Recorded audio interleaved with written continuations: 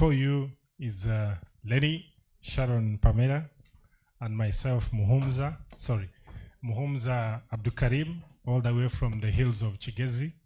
Lenny, I think, is from the West Nile. Yes, I come from West Nile. So we'll be leading you in today's event. Once again, we want to welcome you to the Students' Orientation Day. We are looking at the February intake, and we want to thank you honorably for making it here in time.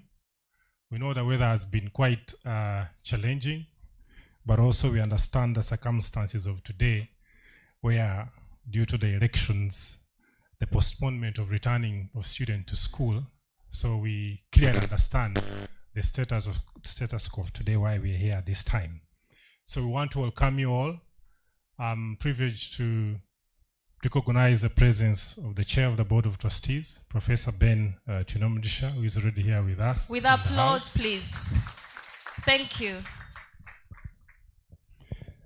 We also have our Vice Chancellor, Associate Professor Murumba Moses, also with us in the room.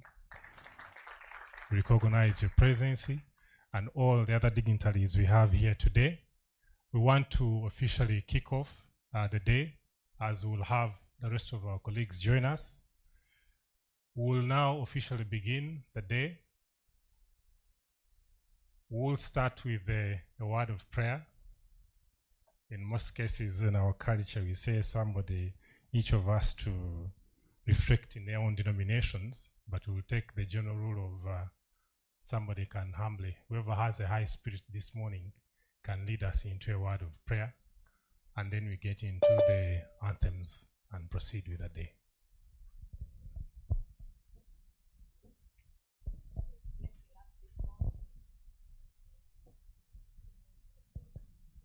Is it your patience? Thank you so much. Let's pray. Father, we thank you so much for this morning. We thank you for bringing us here. Lord, we thank you for Ahaki. We thank you for our second intake. Lord, we are grateful to you for the board, the faculty. We thank you for the students. Lord, we thank you for each one of us who is here, and we pray that you guide us, even as we have this orientation, that your presence will be with us to take us through. And that, Lord, for the rest of this semester as it begins, Lord, that your presence will walk with us throughout the semester. We bless you, Lord, and we honor you. In Jesus' name we've prayed. Amen. Thank you very much. That was quite humbling. When I came here, I recited the dua, so it will also suffice on that. We'll now begin with the national anthem. We go to the East Africa anthem, and then we'll have the Institute anthem. So ladies and gentlemen, join us in the anthems.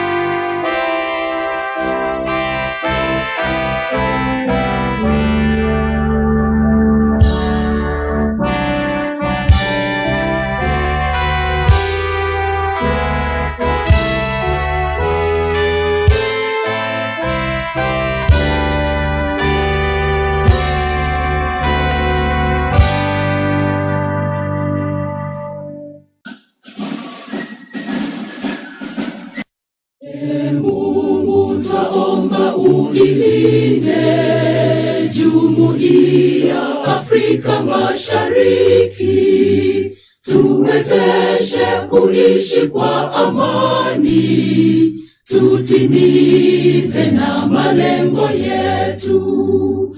Jumuiya yetu sote tuilinde, tuajibike, tuimarike.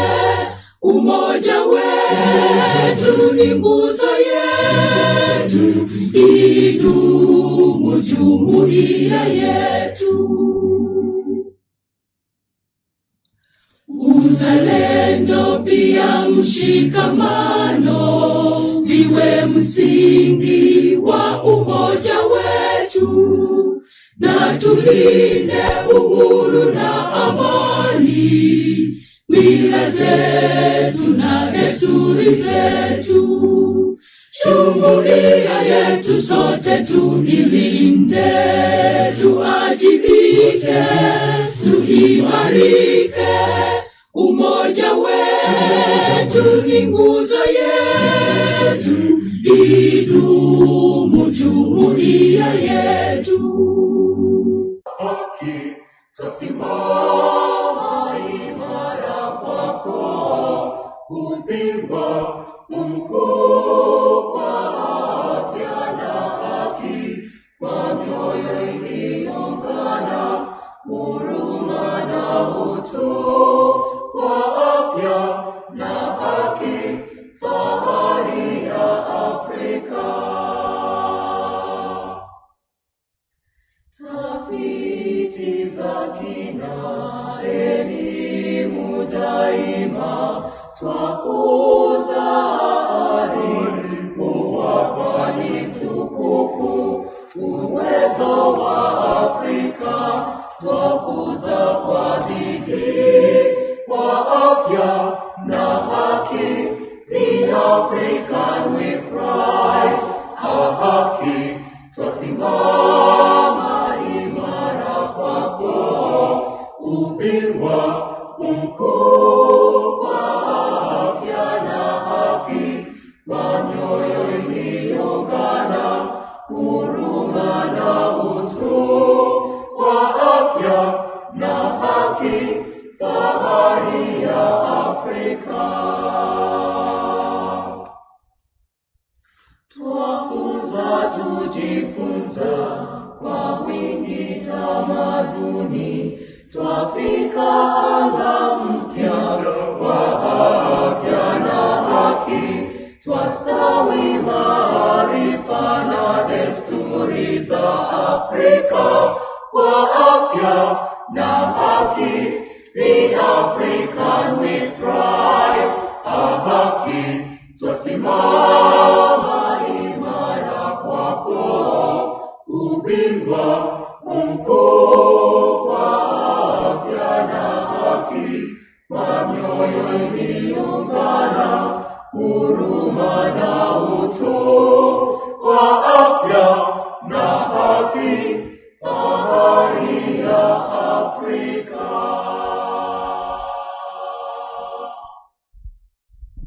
Thank you very much. You can take your seat.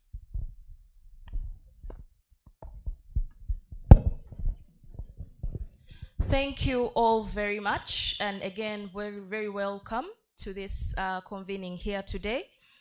Without further ado, let's start with the program. And we are beginning with remarks. And the person that is going to give us these remarks is a very dear friend of Ahaki, but is also an expert. So I feel like it's so much honor to be the person that invites him to the stage. The next person that is coming to speak to us is also the chairperson of the board. He has over 30 years of experience in the areas of health, human rights, and sexual reproductive health and rights. He has taught law. He has taught in all these fields that I've mentioned for so many years. He has both the academic credentials, but also the experience and the skills. Please, with applause, welcome Professor Ben Twinomugisha.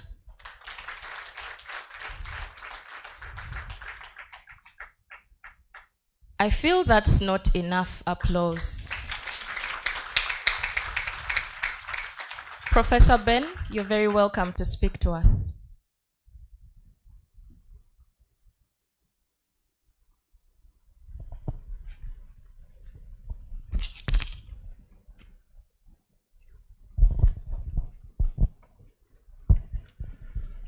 Good morning, friends.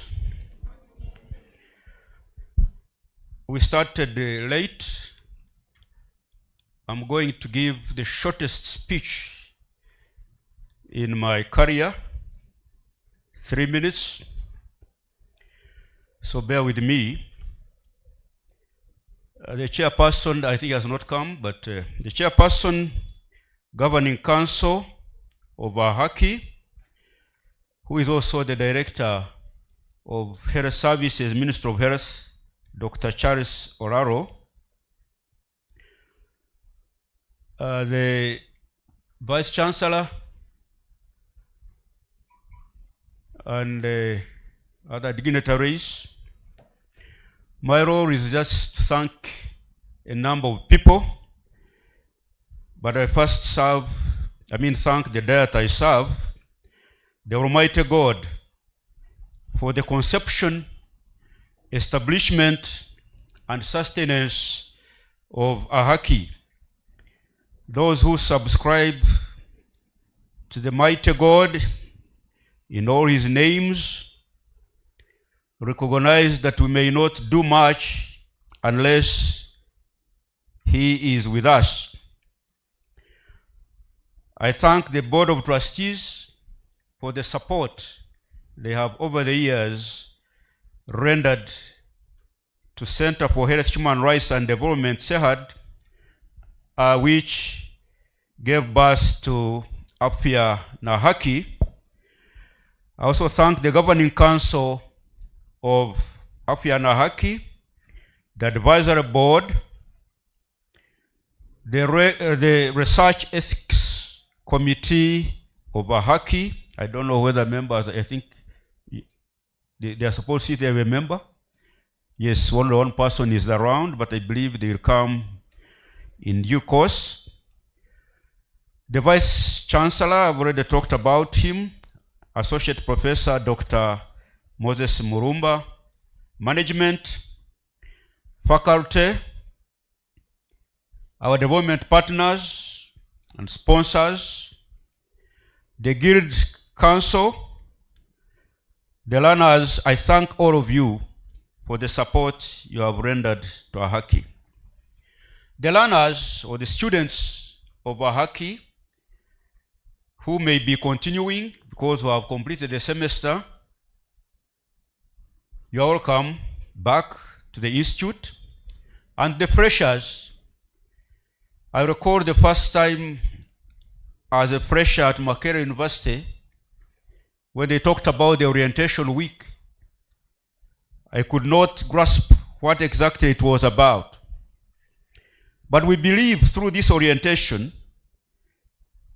before the classes begin or the bombardment of materials, you'll be able to acclimatize yourself with campus life, share your academic expectations, bond with faculty and fellow students and management. There were many applicants for these programs, that is the bachelor's in sexual and reproductive health and the postgraduate diploma in sexual and reproductive health. I know Alim and others will tackle these details in the course of today or even the course of this week.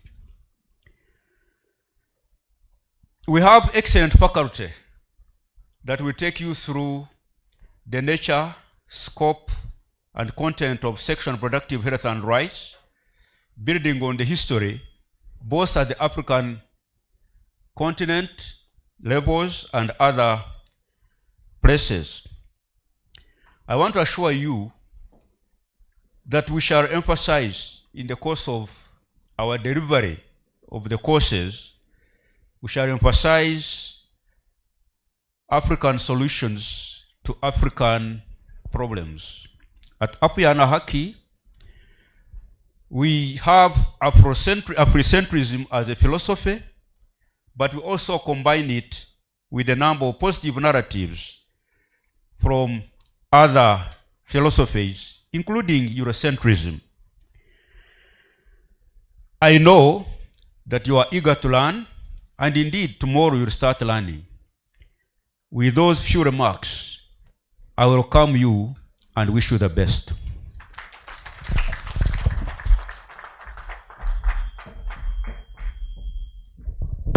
Thank you so much, Professor Ben. You can certainly know a professor when he speaks right? Yes, and Professor Ben also, I always like to disclose that Professor Ben also taught me, and I'd like to think I turned out fine. So, yes, so students, freshers, and continuing students, you're in safe hands. So we will move to the next session of this program. The next person we are calling is also a person I am honored to invite, thankfully. I have been mentored by him as well. But what is very important for you to remember is he lives the Ahaki spirit and philosophy of Afrocentrism. But also, he has been in the advocacy space, so he has done the practice. And he has been in the academia, so he has the theory as well. Associate Professor Moses Mulumba has also had the opportunity, but also he has led well African institutions and organizations like the Center for Health, Human Rights and Development, which have led a lot of progress in the areas of health, human rights, and sexual reproductive health and rights. And he's here with us at Ahaki as well. So I'm sure he's going to spit a lot of wisdom this morning.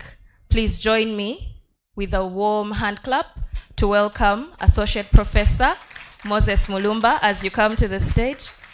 He is also the Vice Chancellor of Ahaki. Please, let's give him an applause. Yes, thank you.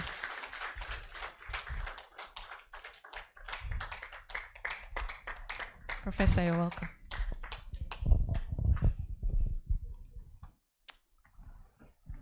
Thank you so much, Lenny and co-MC Muhumuza. Good morning.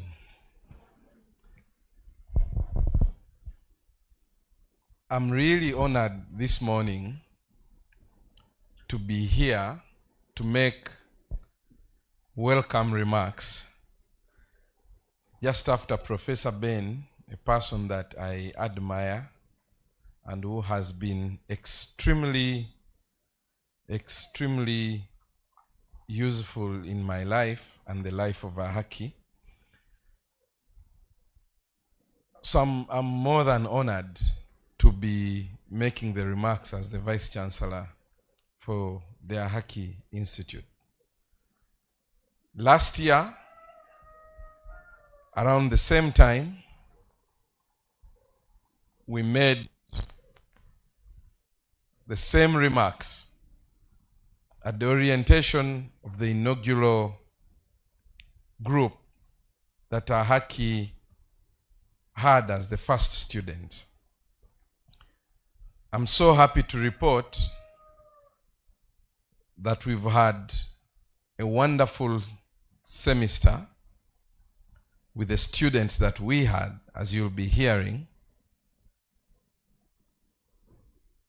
And I'm happy to say that the formal second intake orientation marks another milestone in the life of the Ahaki Institute.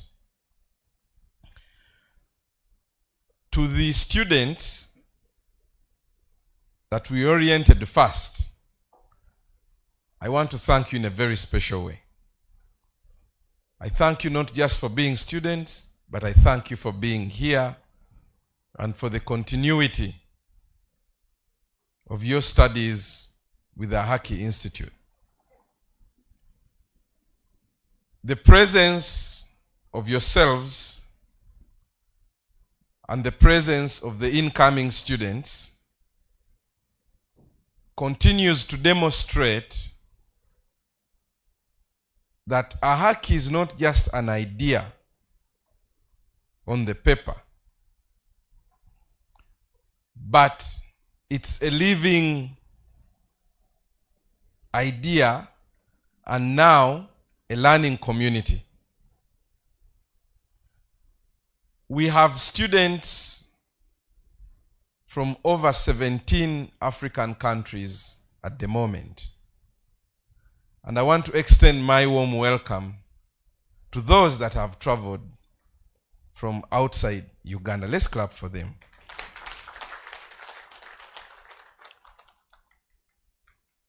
You are the future of Ahaki, but also the future of Africa. As I always say, and as Professor Ben has mentioned, Ahaki was founded on a very clear intellectual and moral purpose. The idea is to place African knowledge, perspectives, and solutions at the center of higher learning. We've had many years of experience in the areas of sexual reproductive health and rights. And as I've indicated before, much of what we practiced was learnt on the job. The very idea of starting Afya na Haki was to move the theoretical base of these ideas into practical expressions and practices through the lens of Afrocentrism. There is a lot of confusion when we talk about Afrocentrism. We do not mean closing doors to global ideas. We simply mean starting from African realities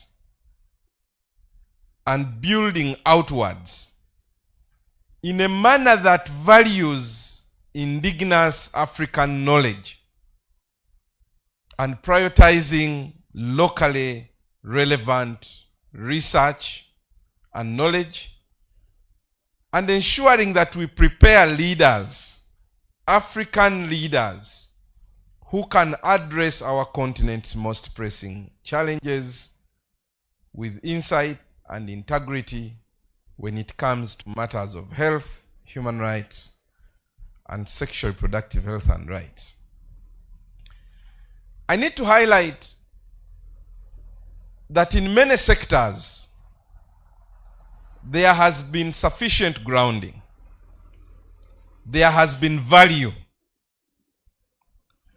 But in the sector of health, human rights, and sexual reproductive health and rights, the voices have kept indicating that these are foreign ideas. I certainly don't believe that, and the team doesn't believe in that. I think ideas of health, human rights, and sexual reproductive health and rights are African. And we need to invest not just in advocacy for them, but we need to invest in knowledge and research. I stand before you at a time when the world is rapidly changing. Globally, I think with the coming into place of President Trump, we have seen that many things that we thought are no longer a debate, they have come back on the table. There has not been a reality that a president of another country can be lifted and thrown into another country, except in a movie. Now it's a reality. We have not in my lifetime, we have not seen that a country like the United States can decide to walk away from global solidarity on health. United States moved away, and I think last month officially the flag of United States left the World Health Organization in Geneva. We have not had a thought that the world can actually say there is no solidarity on health. And that initiatives like USAID, the time I used to do work, we used to have UK aid. Now we've been having Dutch support, tremendously cut down, and others even closed. Those were ideas that looked like far from us and far from reality. The world has changed. What does this mean for us as Africans? The case for African solidarity is stronger than ever before. Deeper regionalism needs to be a big focus for us. In a world where we are witnessing tightening migration and visa regimes, shifting geopolitical priorities, and a world in which access to opportunities is shrinking and becoming uneven, a world where health systems are losing money and resources,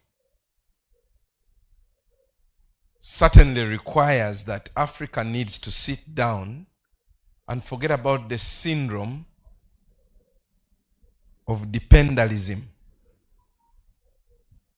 We need to mobilize African resources. We need to build African resources.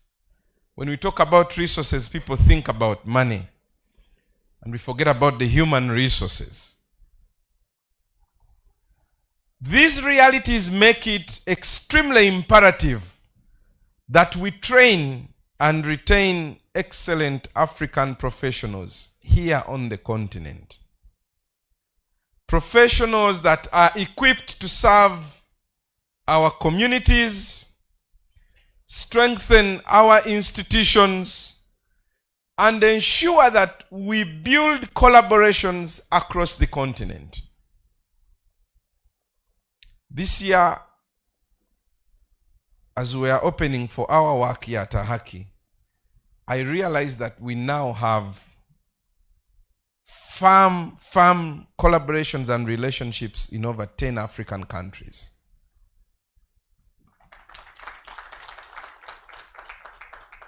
We have staff that have been with us and are with us from Nigeria, from Malawi, from Kenya, from Mozambique, from Senegal. Have I left out any? Madagascar, Ghana, Benin. These are all staff that we work with here. And the way we work is that staff are not just doing program work, but we also have staff that are academics that have joined us. Some with PhDs. So African solidarity is key and critical. This is why, as an academic institution, we are committed to being part of the solution. Building African capacities through high quality education, practical training, and shared commitment to the continent's progress. Our approach to this has moved away from the traditional delivery of academic programs. We decided to have a more multidisciplinary approach. We recognize that health, society, policy, and ethics, and everything we talk about cannot exist in isolation. This is why our education here goes beyond the lecture rooms and examinations.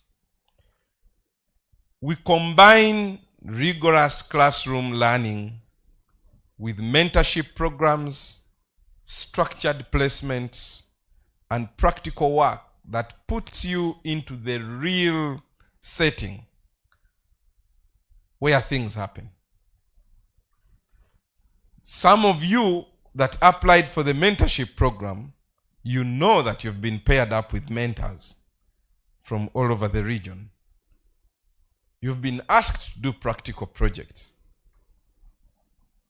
on sexual reproductive health and rights, a subject that you're learning. You will continue to be mentored by experienced professionals. We shall ensure that you have opportunity for placements in community and clinical settings, and we shall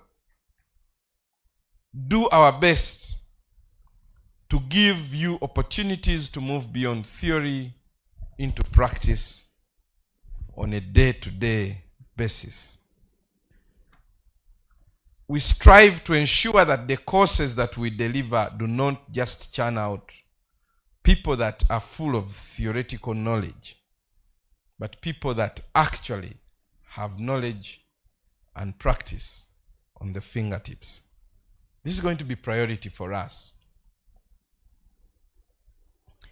Research has continued to be central to building not just the resilient health systems, but it's also the only way in which we shall be able to advance social justice across the continent. Ahaki is intentionally investing in African-led knowledge generation and policy influence. First, we are strengthening the evidence base by convening and supporting leading African publishing academics in the area of health, human rights, and sexual reproductive health and rights.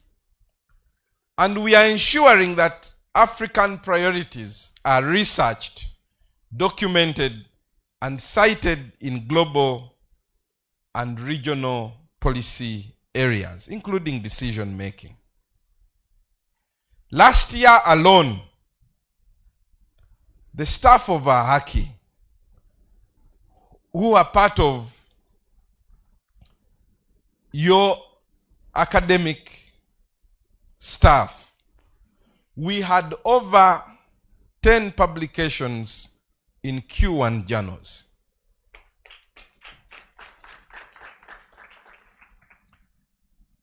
They are available on the subject that you learn every single day.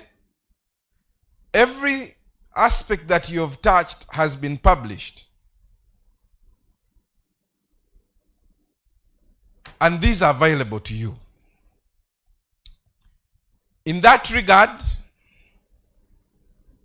we are working towards ensuring that we launch the African Journal for Health and Social Justice, which will provide a high-quality platform for African scholars and practitioners to publish rigorous, context-relevant research that amplifies African perspectives and accelerates learning across the continent. We already have over 10 articles at the final stage of being published, and some of you are part of the co-publishers on this. We think that that will go a long way. Secondly, we are working towards having an African think tank. A think tank that is dedicated to shaping African policy by creating credible analysis and opening inclusive discussion spaces. And we target ensuring that our ideas from here, from you, inform the African development agenda and the African health agenda. So Ubingwa Think Tank, I hope Jessica is here, is one of those initiatives that is very dear to us, that we think you will contribute to, but will also contribute towards ensuring that we have an African-based think tank that focuses on health, human rights, and sexual reproductive health and rights. And I emphasize this because there are many think tanks on the continent, but I've not found any that focuses on these three valuables: health, human rights, and sexual reproductive health and rights. So one of your faculty, Nimrod, is leading a team on the African Journal that I've talked about, and the other faculty is leading the think tank work, which we think is important. And therefore, we encourage you to not just be in the classrooms, but contribute and learn through this. Our commitment is also deeply rooted on our impact and strategy. We want to be able to consistently generate evidence and be sure that the evidence we are generating is impactful on the subjects of health, human rights, and sexual reproductive health and rights. As such, we've also come up with an initiative on impact and strategy. And again, one of the faculty that will be taking you through the coming semester for the ongoing students and the new ones who are coming will be tackling some of the things I've talked about on how things are changing in the world, and therefore how we deal with financing our health systems. So Juliana, I hope you're also here.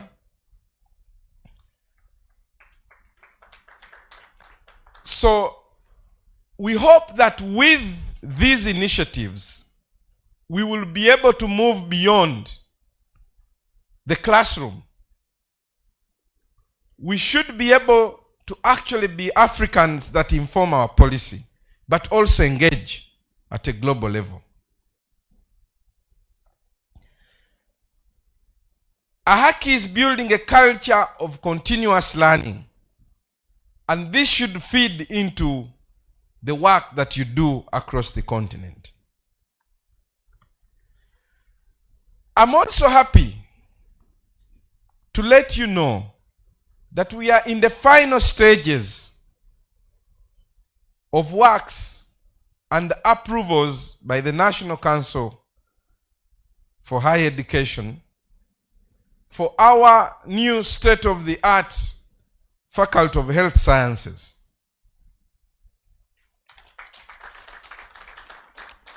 This faculty will focus on the more science service delivery disciplines,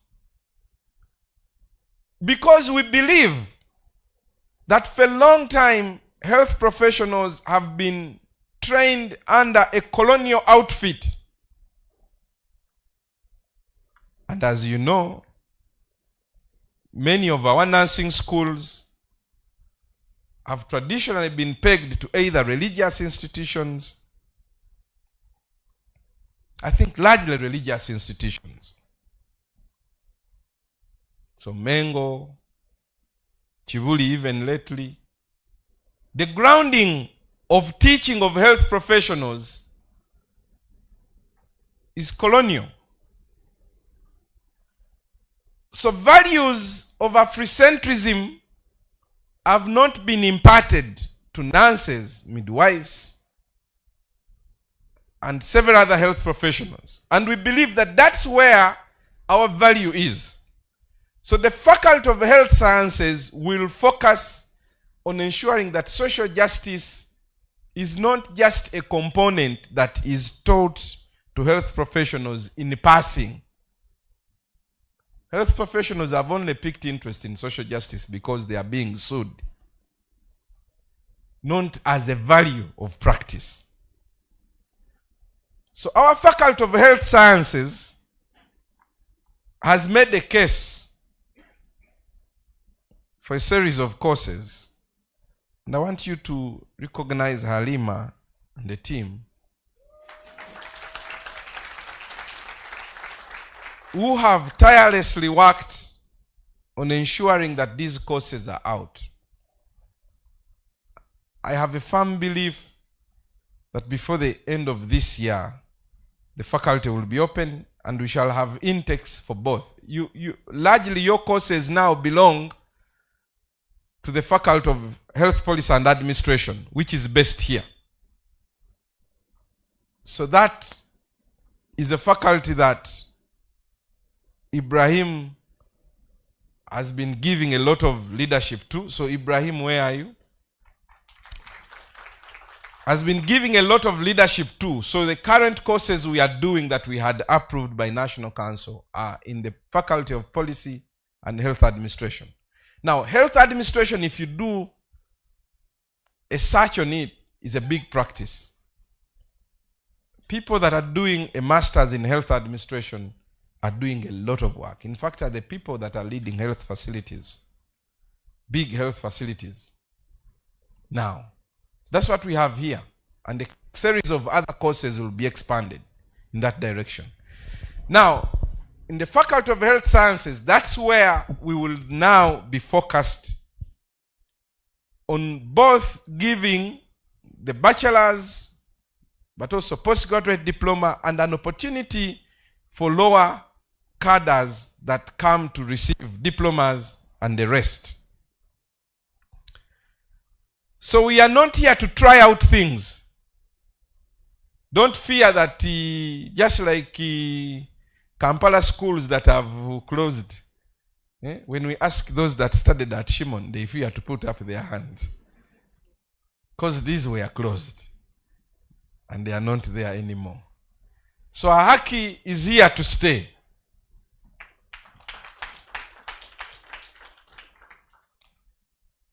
The facilities, the curriculum, and the support provided by your faculty are designed to prepare you as that African workforce that will transform things from what we traditionally know into where we want to head as a continent. We emphasize that technical skilling must be matched by character, ethics, and hard work. These are not negotiable. There is no shortcut. Character, ethics, and hard work. We've had a few instances where in the last semester we've had to call students to say, this is not acceptable. This is not ethical. You must work and be respectful of yourselves and be respectful of the faculty, and the faculty must equally be respectful of you in ways that are up to the standard that is acceptable. We therefore ask you to hold yourselves and hold one another to the highest standard of professional conduct. We ask you to practice with humility in learning and to persist and work hard. As an institution, we are not seated. We are investing heavily in technology and digital systems to strengthen our teaching, conduct research, and connect with partners, but also ensure that our administration does not become an encumbrance to your learning. We are building modern, secure platforms that support blended and online learning, including improved collaborations across the geographies that we serve on the continent. Knowledge management is going to be key. We shall therefore ensure that quality and quality assurance functions are activated and they become a cornerstone of our academic deliverance. So this year, we are investing in seeing our staff join trainings, regional learnings on quality assurance. And we are also going to ensure that this quality assurance comes all the way up to where you are. We wouldn't want to be an institution that churns out graduates and people begin to say, where did you graduate from? That should not be an Ahaki kind of thing. As this, we are putting in place policies and safeguards. We are mindful of artificial intelligence, the opportunities that comes with artificial intelligence, but also the risks that come with artificial intelligence. Our IT team is working day and night. I don't know if they are here. Brian, Michael, please clap for them. I know that apart from your teaching faculty, that team never sleeps. They work extremely hard. I know that you ask them more questions than you ask your professors. So we will work on improvement. We will work on ensuring that we actually have a team that delivers. But we shall also capacitate you such that you reduce on the questions. So the IT team, in a special way, we are very grateful.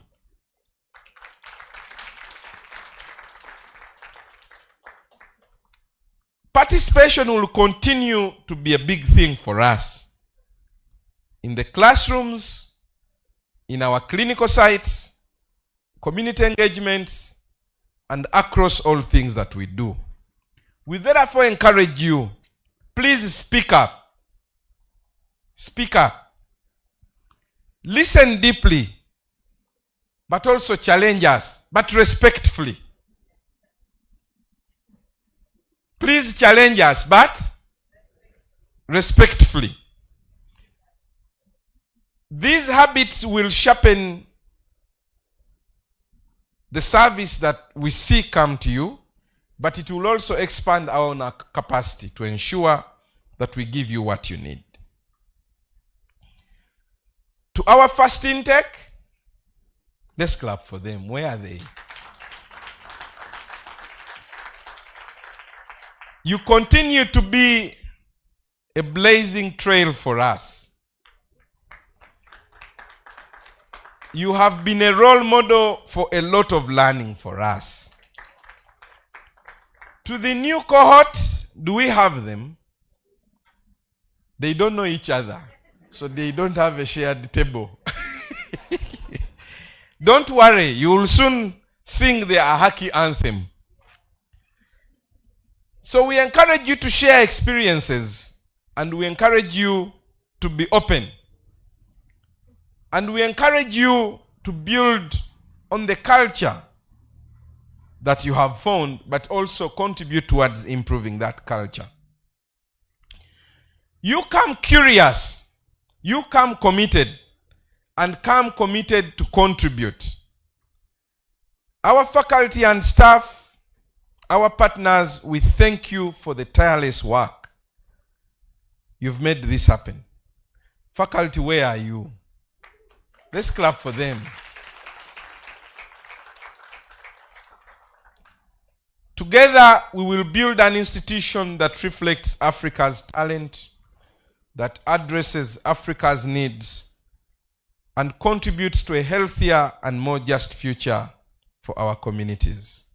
We welcome you to Ahaki, and we look forward to engaging with you. Thank you very much. Thank you very much, Professor Mulumba, for ushering us into what Ahaki really is. That was very elaborate. You shared the vision, the mission, the goal, and our aspirations as Ahaki. Now, we have students who are joining us online as well. So please, let's also welcome them. Thank you, our online students, who are joining online. We see you. In case you need to engage with us, our team is attentive in the comment section. Please note down anything that you want us to put attention on, and we will definitely listen. So I also want to inform you that we have a regional reach, just like Professor Mulumba said. It's not only our staff that is regional, even our students are regional. So we have about 17 countries, again, represented in the room. Permit me to read those so that we also feel like we are part of this conversation. So we have people from Uganda. Yeah, thank you. That's the energy. We have people from Kenya. Rwanda is represented here. Sierra Leone. Namibia. Why are the screams reducing? Yes, thank you very much. We have Zimbabwe. We have Tanzania, Malawi, Senegal, Nangadef. We have Benin. We have South Sudan, Ethiopia. We have the Gambia, Ghana, Nigeria, Madagascar.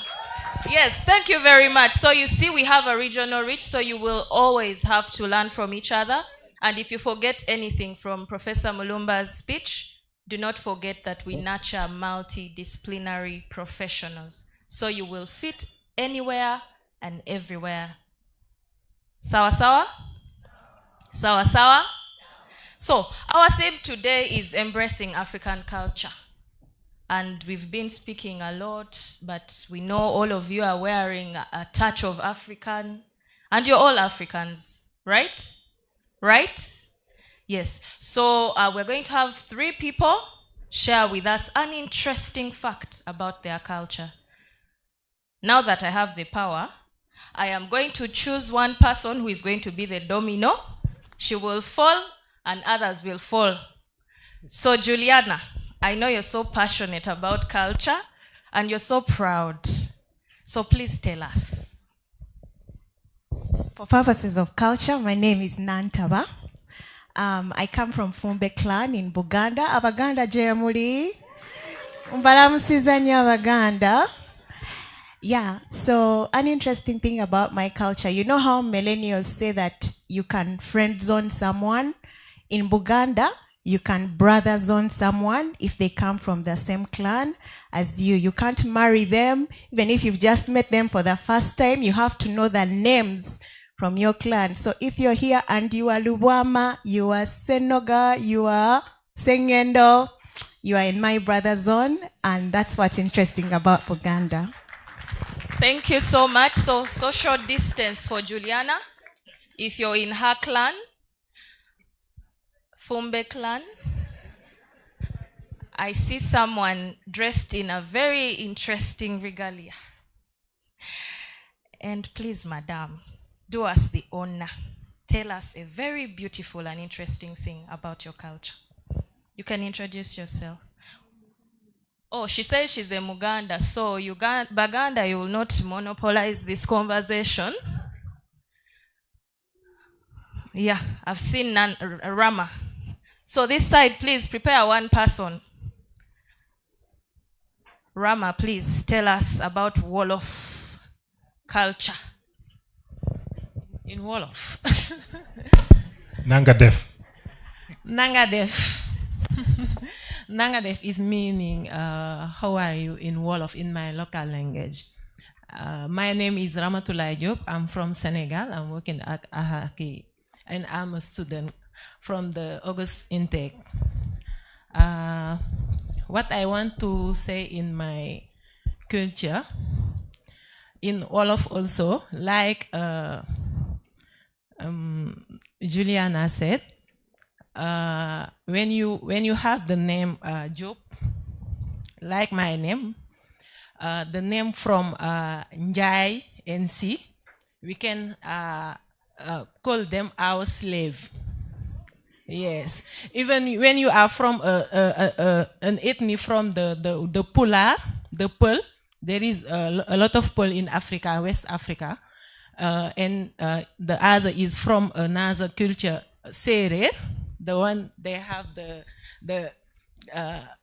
black color. We call them also our slave. It's just how to call it, a brother joking in our culture. Okay, thank you so much for that clarity at the end. We are not promoting slavery, but like you heard, it's just a collegial interaction. So, I don't know who on this side is not from the Ganda culture, who is going to represent. If I see you looking away, I'm coming to you. Len, you have many sisters and brothers from West Nile. Your sisters and brothers in this house. Actually, West Nile, please make me proud. Who is from West Nile? Frida. Actually, lead by example. Isn't this the guild? Now, please, lead by example. Tell us what's that interesting thing in culture that you can share with us. Frida, over to you. Thank you. It's not bad to delegate. Thank you. Over to you. And I'm not from West Nile.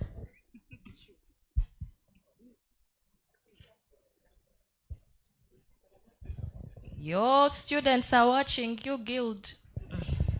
Let us see if you will have Chisanja. So thank you for volunteering. Please tell us your name as well. Okay. I'm not from West Nile, though. Bridget Kezabu.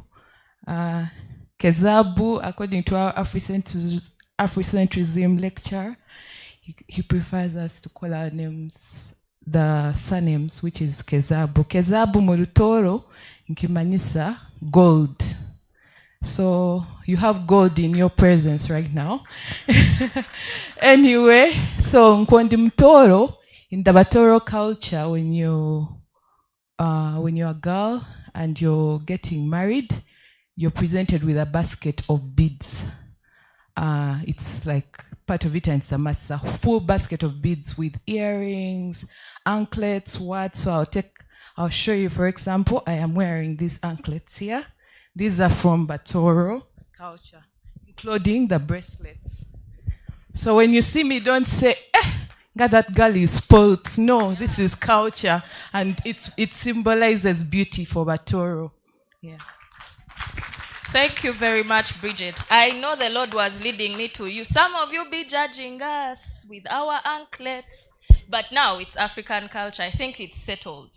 Thank you so much. Over to you, Karim. Please tell us what's coming next. Thank you very much, Lenny. I've learned that there is brother zoning and sister zoning here. So, Julian, you'll have to unpack that for us much more. I've had the gold from the Batoro, but also Nangadef, all the way from Senegal. So again, I want to again thank our previous speaker, our Vice Chancellor, for that very powerful speech and the very good words of wisdom, which I believe are going to give us a very good journey for this semester, but also the whole vision of Ahaki Institute. Yes, we have the next item on the agenda, but in a special way, allow me to recognize the students who joined us along the way. We see you. We're happy to have you here. Also, the faculty, members of the faculty who joined us, you're most welcome. But allow me to recognize Professor Yoshua Dambisa. Prof, we are very glad to have you here. He's our chairperson of the Research Ethics Committee. Allow me, in my small honor, to also request the following members to just stand up and say a wave to the people here. They are members of the REC. Dr. Adrian Juko, we're happy to have you here. We have Dr. Kibira Dennis, we're happy to have you here. We have Deborah, Miss Deborah, we're happy to have you here. We have Dr. Oga Jessica, all the way from Nigeria. We have Nimrod Muhumza. Please, they would love to see you. I know gold glitters, so you can't be from Fort and you hide in there. So, and then we have Miss Salima Komhanji. So those are members of our Research Ethics Committee. I'm sure some of you will be interacting more with them. And as you're aware, later on we'll be pre-launching our first issue of the African Journal on Health and Social Justice. Members, ladies and gentlemen, in Africa, there's one thing which unites us more. Are we familiar with it? What is that? Food. Oh, wow. So now I can't invite the next speakers since the House has spoken. And I don't want to disunite you on those grounds. So, and we also have members who came here quite much early.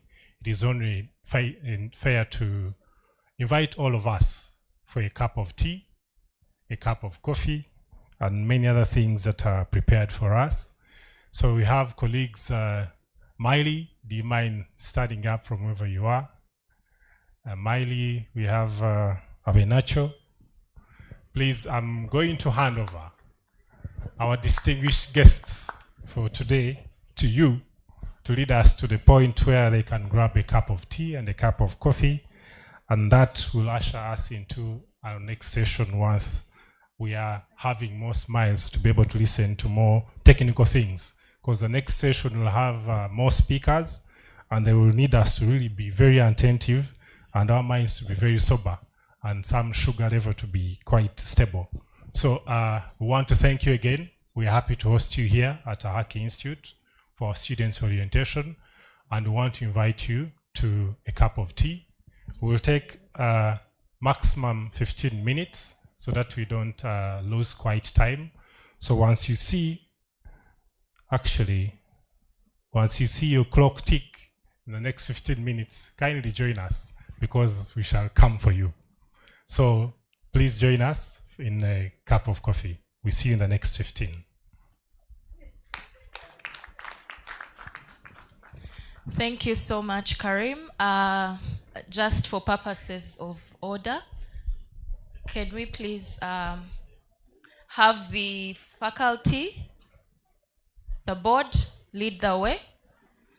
Please don't say we are discriminating. In African culture, elders go first. Sindio? Ndio. Yes. So let's have the REC, faculty, and board. Please lead us. Irene is here to guide you.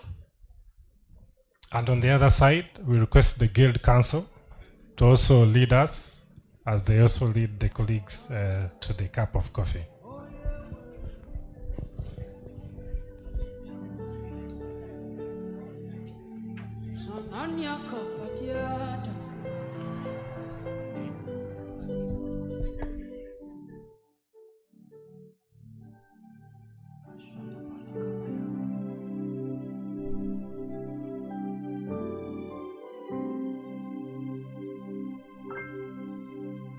I'm amazed by all you do. I'm amazed you came through for me.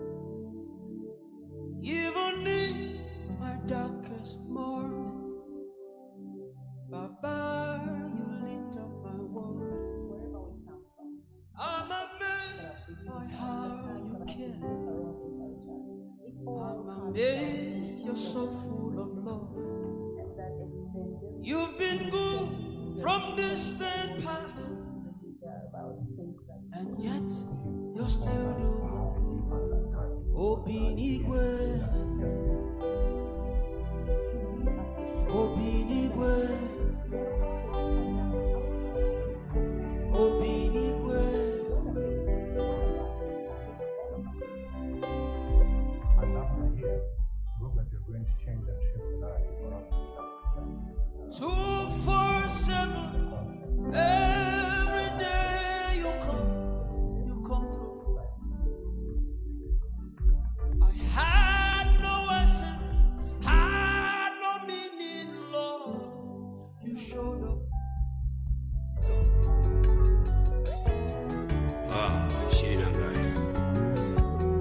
bolingo na ngai ya motema nalingaka yo makasi papa papa papa shiri nanga bolingo nanga yo baby nanga bolingo nanga yo nalingaka yo mingi ye nakanisaka yo mingi ye sari ye yanga na yo moto mokakota te bolingo nanga ye bolingo nanga ye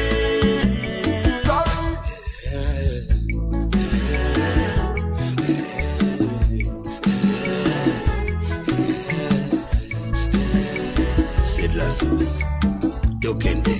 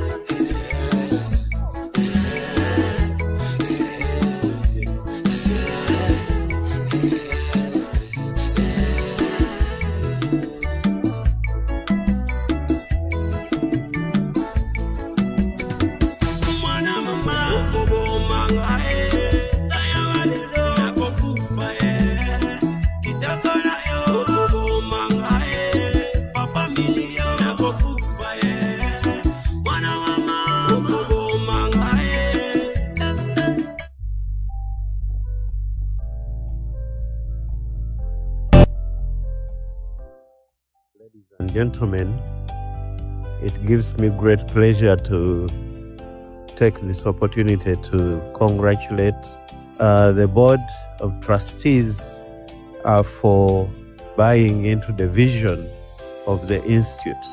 Secondly, to Professor Moses Mulumba and his senior team for thinking big.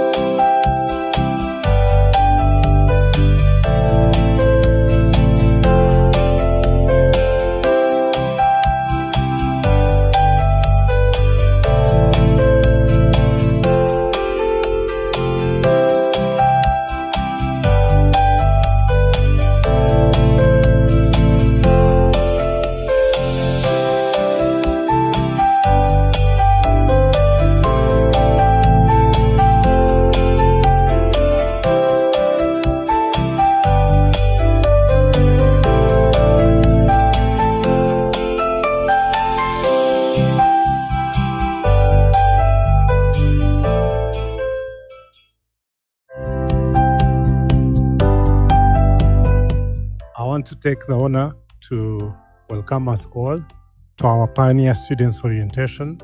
You are all most welcome. At Ahaki Institute, we want to start the journey together and graduate together.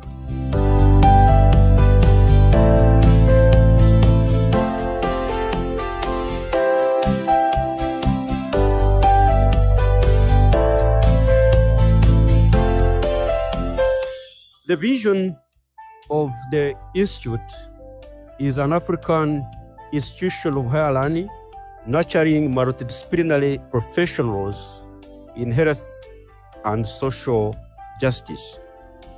And the mission is to provide an integrated, Afrocentric, and interdisciplinary approach to teaching, learning, and research in health and social justice, transforming health systems.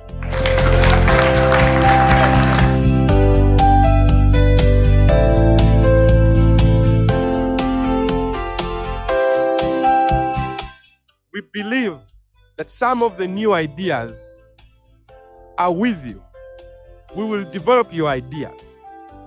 We will work with you. We shall ensure that we use the current partnerships that we have. We use the current research projects that we have.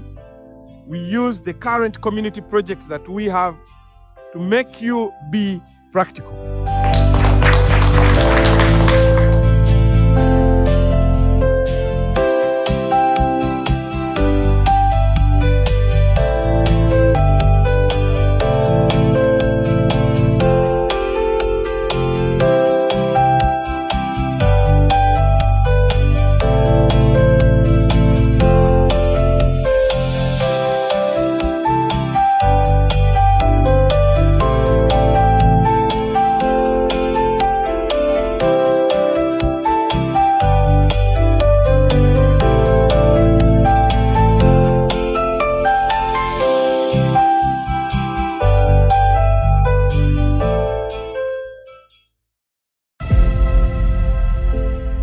My name is Ali Makom-Hanj. I am the Acting Dean of Students at Ahaki Institute.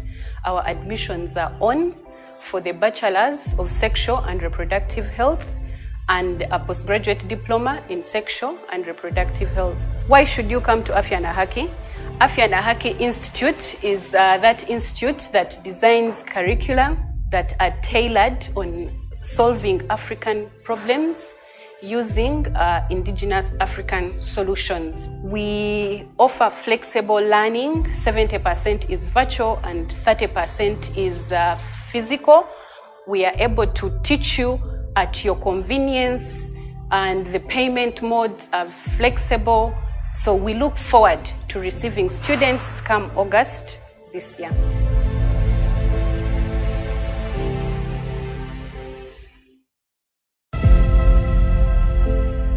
My name is Ali Makom-Hanj. I am the Acting Dean of Students at Ahaki Institute. Our admissions are on for the Bachelors of Sexual and Reproductive Health and a postgraduate diploma in Sexual and Reproductive Health. Why should you come to Afya na Ahaki? Afya na Ahaki Institute is that institute that designs curricula that are tailored on solving African problems using indigenous African solutions. We offer flexible learning. 70% is virtual and 30% is physical. We are able to teach you at your convenience, and the payment modes are flexible. So we look forward to receiving students come August this year.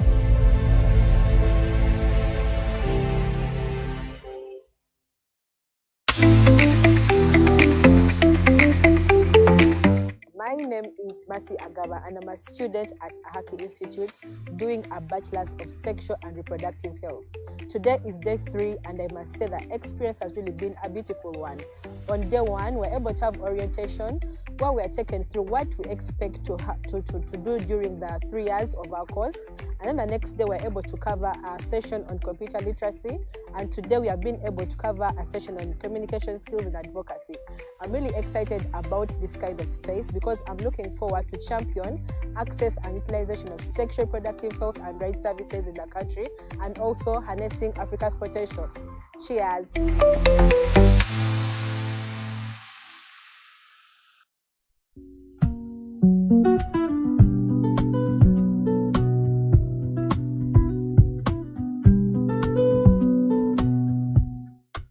Hello and welcome to the Ahaki podcast. I hope you are enjoying every episode as we really take a center stage to discuss sexual reproductive health and rights in Africa. We've hosted a number of guests that I believe have been very inspirational to all of you. But this time, I have some very interesting news for you.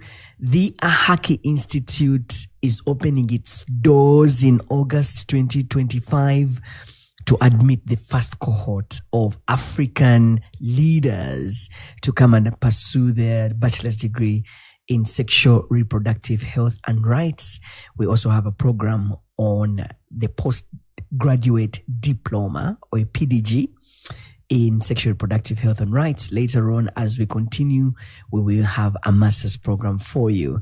So I'd encourage all of you who have not gotten an opportunity to apply for the next intake to please apply and be admitted. The Ahaki Institute is located in Uganda to serve the entire continent, to start the conversation around decolonizing sexual reproductive health and rights through Afrocentric ideas.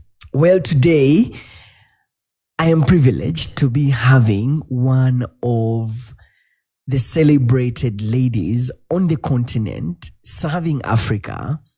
Professor Auma Okwanyi is an associate professor of social policy at the International Institute of Social Studies of Erasmus University Rotterdam in Netherlands.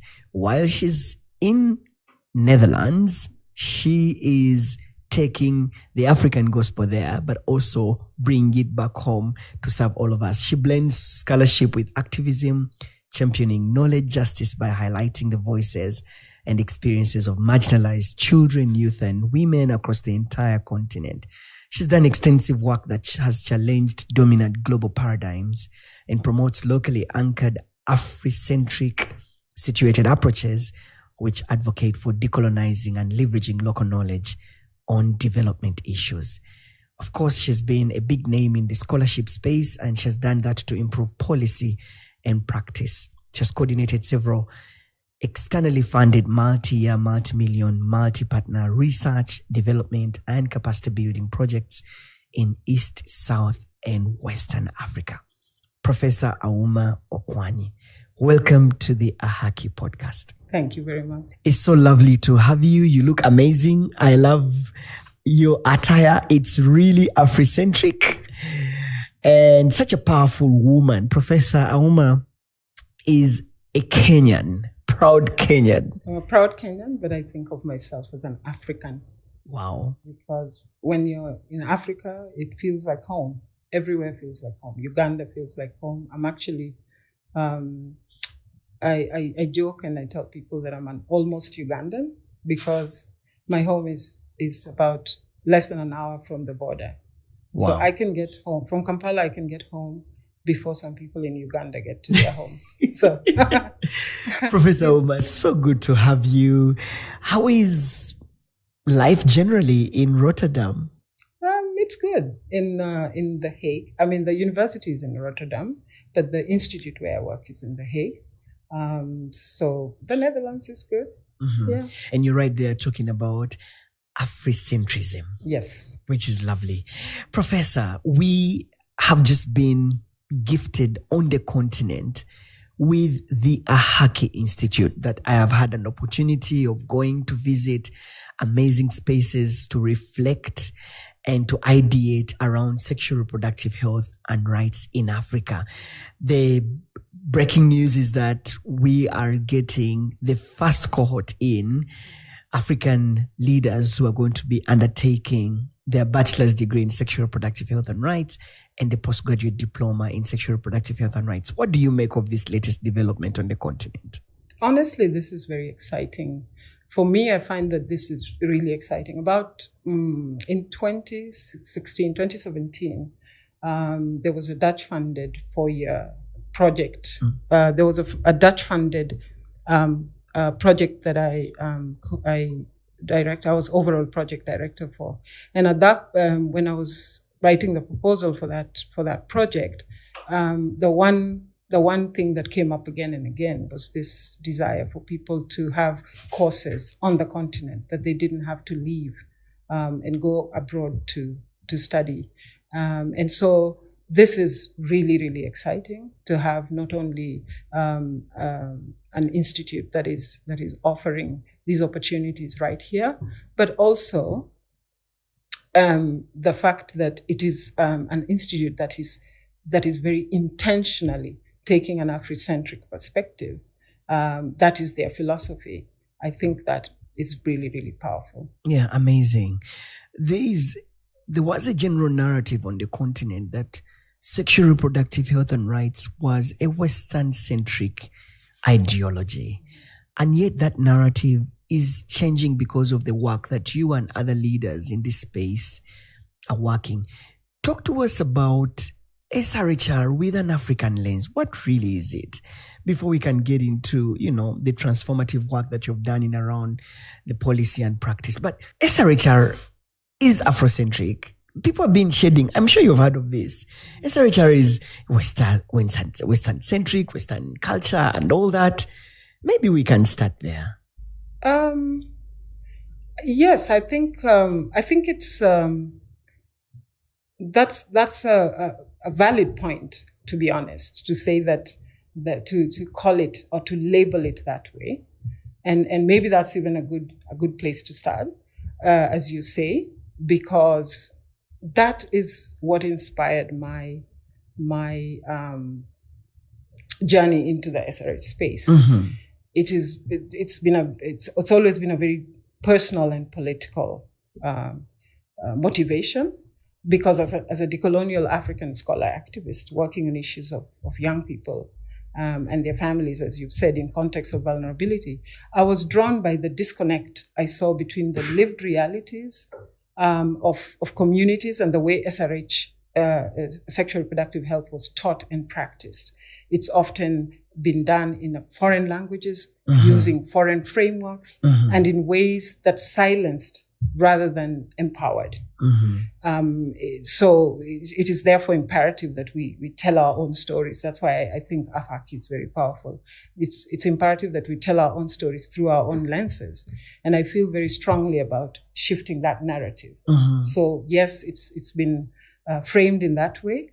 And I feel like we need to shift that narrative from one of external intervention to one of internal strength, dignity, and justice. I love that. And I think that this dominant narrative, I call it broken, because, and I think it is time we rebuild. Well, you're talking about broken. What are some of the main problems with SRHR that make you say it is broken?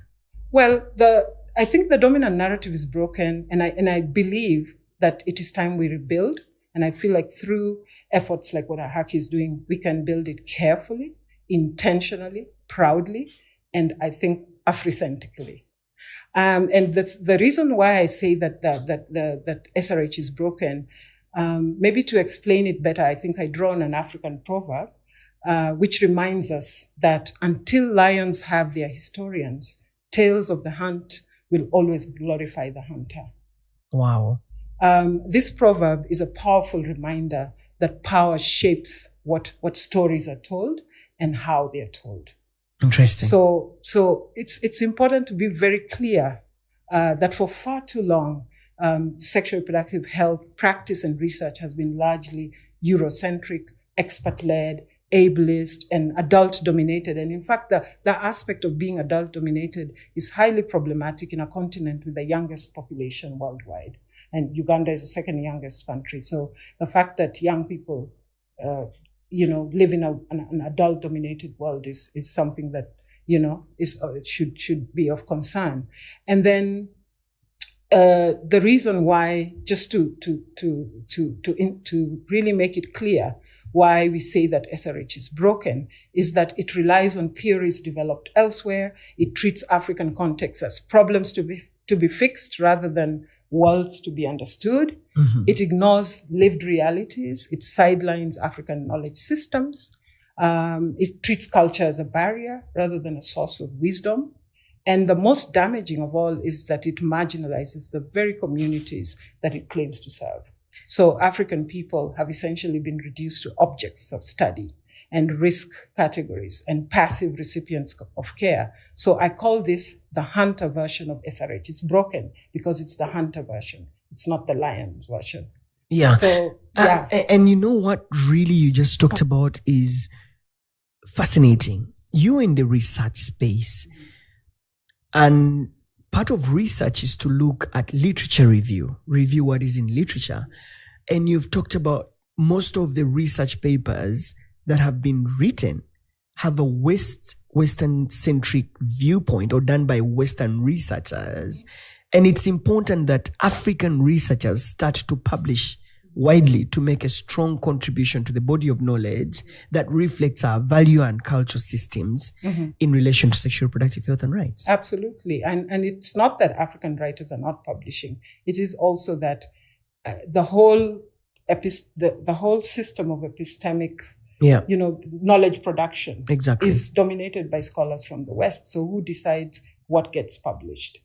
So that's a constant struggle that African researchers have to deal with, to get published. It's, there are people, they're gatekeepers who decides, especially of the journals that are ranked really high.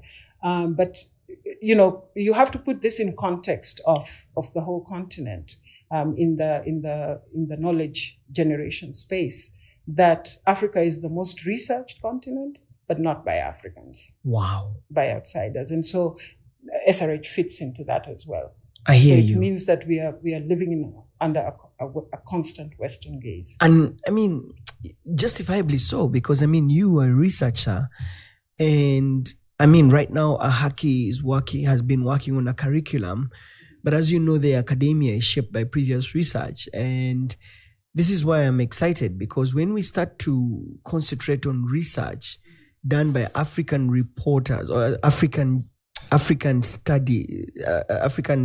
researchers focusing on Africa, adding, a wealth of knowledge. I mean, having this shining star on the continent at Ahaki, publishing widely around SRHR in Africa by Africans studying Africa, it's very important. So I just wanted to really get you to my next question. What does an Afrocentric SRHR curriculum look like in practice? Yeah, and I think I want to put it in I want to sort of make something clear. Yes, it is true. The point is not to say that we are saying that people from outside should not do research in Africa. We are saying that we need multiple stories, or we need multiple stories. We do not need this single story coming only from the West. That we need to have those stories, but we also need to have counter stories from within. In terms of the question around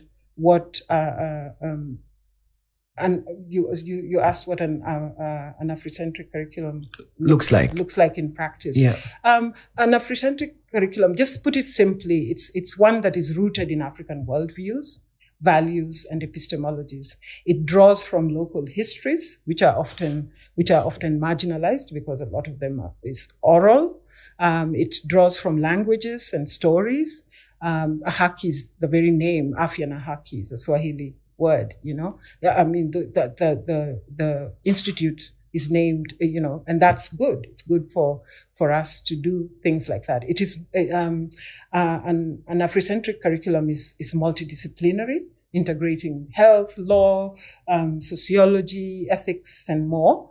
It invites students to reflect on their own context. It challenges them to co-create solutions with communities, get into those communities and leverage those stories. And above all, it is respectful of difference, of history, and the need for justice. You know what excites me? It's because a lot of our indigenous knowledge is being lost because we are not documenting it, because we are not researching it.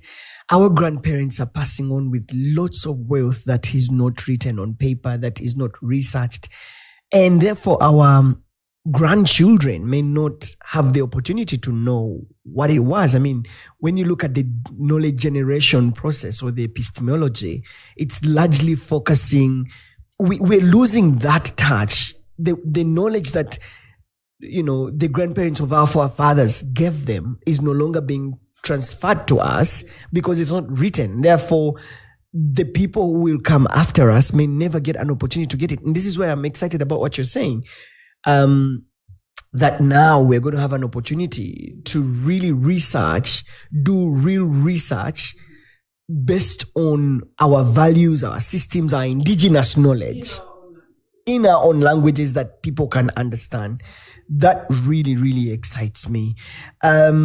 So I just wanted you to speak about, I've heard you speak loudly about the golden repair in SRHR transformation on different platforms. So I just wanted you to explain it a little bit more, what do you mean by the metaphor of golden repair in SRHR transformation? Thanks for that question. And this is linked to the whole notion of SRH as broken, because it's the dominant narrative of SRH being broken.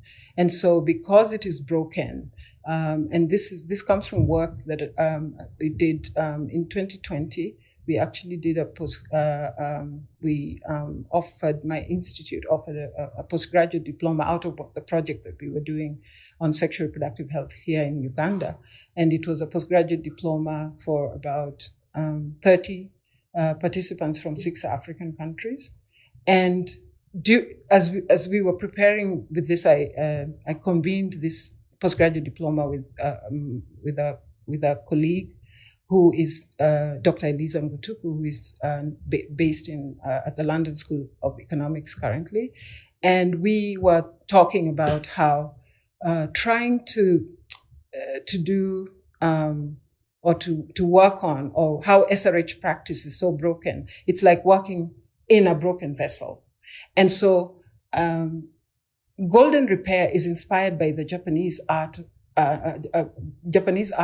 called kintsugi. And kintsugi is a particular way of mending broken pottery, which they use lacquer and gold, or silver or platinum dust. And so that rather than throwing away the broken pieces, they take them and put them back together, but now using gold, silver, or platinum, and it looks even more beautiful than it was before. And so that brought this idea that because the SRH, the dominant narrative is broken, we can repair it through Afrocentrism. So instead of hiding the cracks, according to this Japanese philosophy, instead of hiding the cracks, they are honored as part of the history of the object, and they provide an opportunity for beautiful reconstruction. So that spoke very, very strongly to this idea of repairing this broken SRH. So in SRH, this means acknowledging the historical and systemic harms from encounters with colonialism, with patriarchy, with ableism, and these are things which shape who has access, who is excluded, who gets to speak in SRH spaces. So we think that if we frame Afrocentrism as work to heal these harms, to put this pot together and make it look even nicer. So healing the harms done through learning and research that restores voice, that brings back dignity and power. And so the philosophy of Afrocentrism is this golden repair, helping us to reconstruct broken SRH vessel, make it whole again, stronger and more beautiful at the very point that it broke. So institutions like Ahaki, in this philosophy, are providing a critical space and pathway for sexual reproductive health, restoration, for strength, for healing, and for transformation. The golden repair. Wow.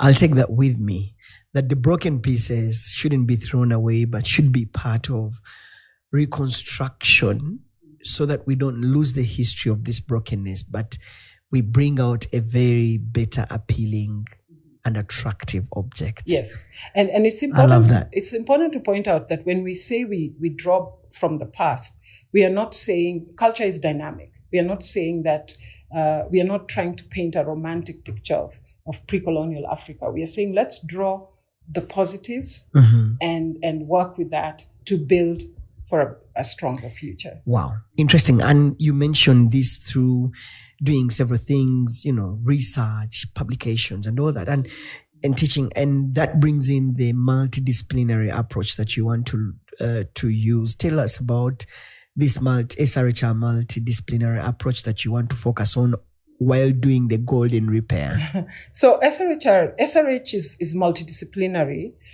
because real life SRH challenges do not come neatly labeled. And I'll just give an example of an adolescent mother, for example, who might be dealing with poverty, the stigma of being a teenage mother, lack of education, legal barriers, health risks, and all of that. So a multidisciplinary professional trained, for example, through Ahaki, who graduates from there, can work across these layers that this person is dealing with, understanding not only medicine, but law, gender, dynamics, policy, culture. So we need people who can connect these dots, build bridges, and help to, the SRH space requires not only those clinical skills, but also advocacy, cultural competence, legal understanding, and ethical sensitivity. So that's why they are multidisciplinary. Yeah. I can't agree more with you. And what is really fascinating about this whole conversation of Afrocentrism is it's going viral in the different spaces, whether it is in banking, where people now are saying Afrocentrism, whether it's in the academia, where we are talking about, Afrocentric ideas in publication, whether it is in government, where government saying Africa for Africans by Africans. It's just interesting. And, for epistemology, and that is the building of knowledge, it squarely falls on universities. And this is where I want to invite you in and get your thoughts on the responsibilities that African universities have to do to shape professionals that are going to have an Afrocentric ideology on SRHR, but generally on the general developments on the continent. Yeah. Well, yeah, it's conventional training. I mean, even our universities, you talked earlier, when we were having a quick chat about somebody talking about decolonizing the academy. Yeah. So conventional training is mired in colonial legacies and inequalities. And they often fail to interrogate power or engage students in transformative or justice-centered thinking. It's usually, just more of the same. So as spaces of authority, universities have a very critical role to play in leading this transformation of SRH repair. Mm-hmm. And I think that this is because decolonizing, they have a very critical task to play by decolonizing the academy, centering Africa not as a site of SRH problems, but as a wellspring of solutions, resistance, and innovation.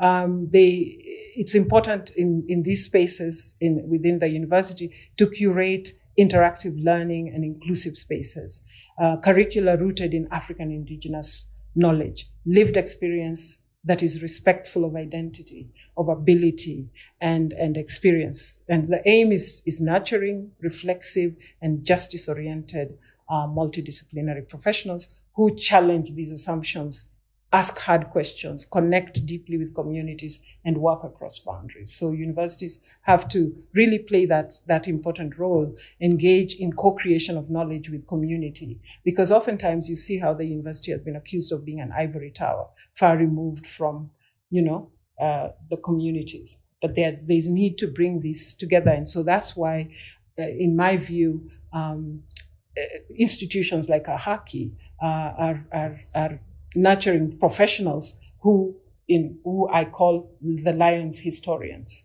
So they'll be able to tell the story of the lion and not so that we are not just guided by the hunter's perspective. So I hope that if these universities have programs that are very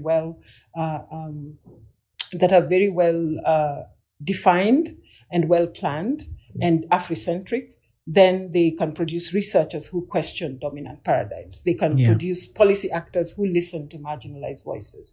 They can graduate facilitators who value empathy as much as evidence. And so it's not simply about teaching students, but for me, I think it's important that we nurture storytellers, advocates, and agents of transformation. You know what? I love what I'm listening to.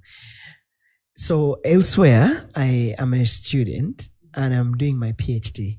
You should know how exciting it is for me to get a paper published by African researchers focusing on Africa. Like, it's really heartwarming. In fact, sometimes I'm a little bit biased on, I try to, as much as I can, to quote African literature in the topic I'm studying.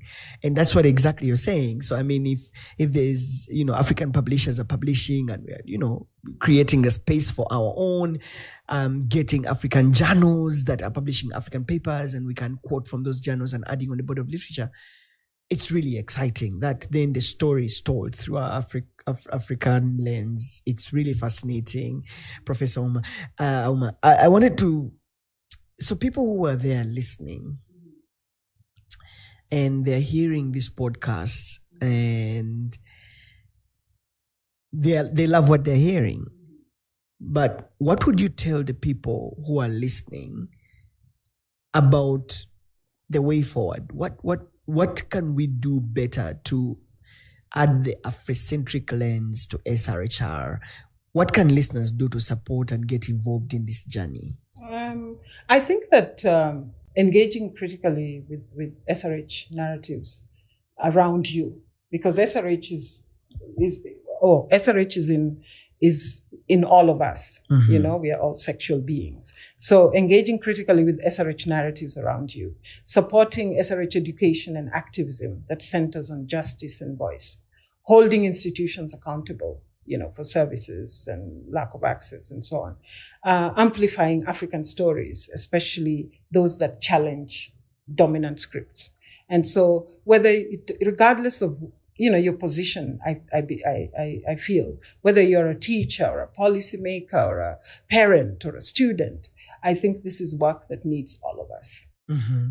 I agree with you, including whether you're a journalist. Yeah, exactly. I left out journalists. Yeah, it's very important because they are the ones that... Media plays a very key role. Very, very key. In advocating for Afrocentric ideologies. Absolutely. And institutions like the media and church and so on can be both transformative or disruptive. So we need to work with them so that we ensure that we do the more transformative work and less of the disruptive work. Well, Professor, I am here if you need any help because that's my area. Professor Uma Okwanyi, what are your parting thoughts? Where do we go from here? I think maybe I could end by talking about maybe what gives me hope. It's an area that has a lot of there's a lot to make one throw up their hands and say there's nothing we can do. The challenges are sometimes so overwhelming. But what gives me hope is I'm inspired by grassroots activists of all ages, particularly people working at the very, very grassroots who are often left out. When I first came here to do the project, the Strengthening Education and Training in Sexual Reproductive Health Rights program that we did for 4 years, one of the things I found was that even though there was a lot of training and education programs, what was missing was the grassroots, because often these trainings, they start, even when they advertise, they say you have to have finished high school and so on. But there are many people who are left out of the school system. We know that our school system, there are many people who drop out or many people who don't complete for one reason or another. So I am inspired.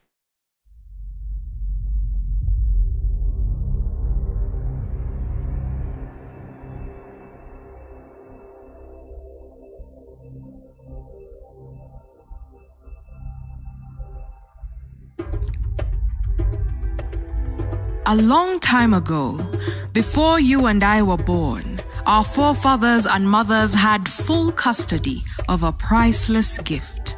A gift that gave ceaselessly, a lifeline that linked generations endlessly, a gem that was shamelessly stepped on. Our Kurambire, our forefathers and mothers, they understood. They understood the value and context of this, our sexuality complex. To them, it was more than just intercourse. It was a source and a resource of continuity and multiplication. One without a replica, of course, a treasure of invaluable pleasure, devalued by foreign values. To our forefathers and mothers, Eriba Jajafe, sexuality was a place of pride and purity that shaped the community, a place where identity made love to responsibility and gave birth to hope. A hope that now hangs on the ropes of the foreign man on top. Kwa mababu wetu, to our forefathers and mothers, reproductive justice was the key. The spiritual key that unlocked possibilities for the society until it got locked up by ubukila, slavery. To our forefathers and mothers, sexuality was poetry, a metaphor of succession, a representation of the interconnecting political, social, and economic fabrics. Sexuality existed above the confines of the white man's metrics. Our forefathers and mothers, Oko listened to the whispers of equity and agency, the whispers of reproductive justice and mediation, the whispers that were wisely woven into socialization until they were muffled by the noise of colonization, a distortion that still rattles the African civilization. To our forefathers and mothers, the fabric of being was like water, freely following the flow of function with a clear introspection of home. A home where stigma had no seat at the table, a community where masculinity and femininity danced in the kitchen of necessity and in the hunting ground for survival. Their purity of mind was unrivaled. They were the Venda of South Africa, the Nandi of Kenya, the Kuria of Tanzania, the Bara of Madagascar, until they tasted the tears of Okonkwo, and things fell apart as gushing white waters formed a river between them and their identity, between us and our identity. Now look at us. See. A society drowning in a sea of delusion, lungs submerged by waters of confusion, drowning. Our sexuality is drowning because we have lost touch of our ancestral grounding.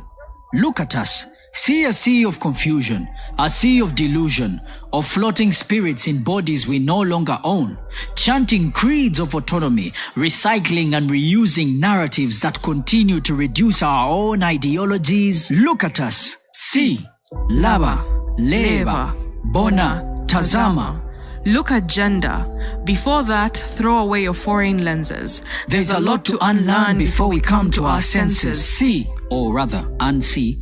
Unsee the notion that there is sin in your sexuality. Abandon that narrative because it is not our own.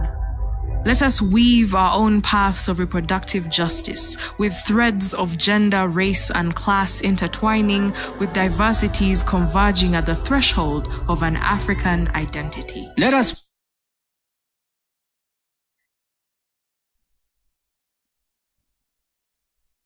mold our own methods of mediation, form our own fields of assimilation, and put a stop to this disease that is discrimination. Let us rise up with voices united and strong in the fight for justice where all belong. For the path to liberation is not singular. It's as complex and diverse as our ancestral root system. Let us follow the teachings of our roots. Roots like Mulondo that instruct the male anatomy. Forget Victorias and remember the secrets of the acacia tree that instructs us to honor our bodies. Let us reclaim our reproductive justice, an Afrocentric approach of breaking chains, celebrating the resistance that flows in our veins. Together, we advocate, educate, and inspire. Building communities that stand strong and aspire. In the litigation of justice, we find our voice, reimagining a future where Africa can rejoice. Thank you, DJ. Whoever has our Vice Chancellor, please bring him back. Whoever has our board chair, please bring him back wherever you've taken him. I want to welcome you back from Recti, and I'm very sorry. I know how interesting conversations over tea can be. I'm sorry I cut them short, but I want to promise you, you have another moment where you'll have more conversations extended. So I welcome you back for purposes of time. We don't want to lose out on very important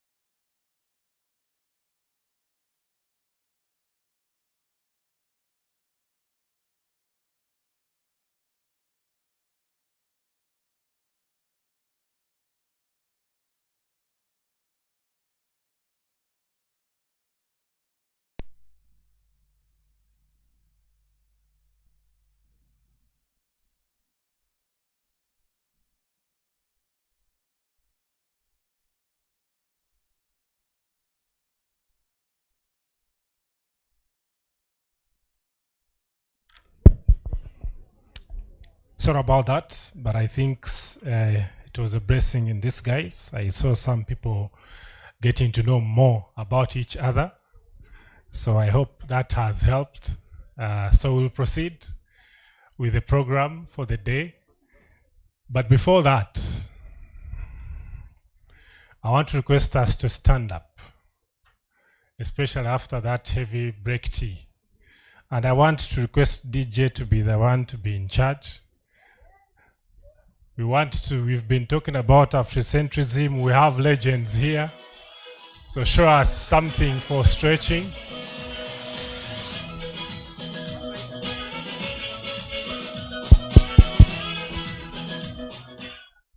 This song is not by mistake. Afrigo Band, they are one of the legends in Africa in terms of music. Those who relate, they relate.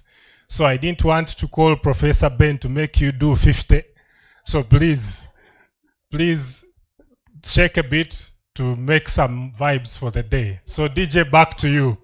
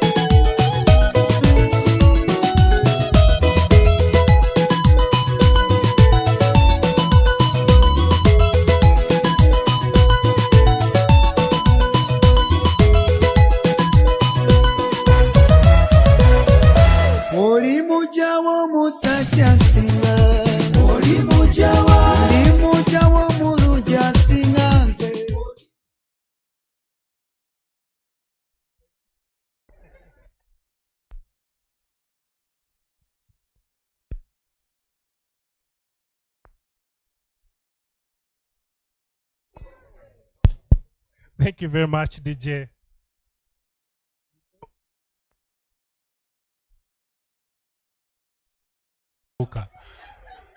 And then the Guild Council here. So please, a round of applause for the Guild Council. They understood the assignment. At some point, I saw some people taking away. I don't know why DJ chose that song, because I saw some people's faces were like, okay, muja.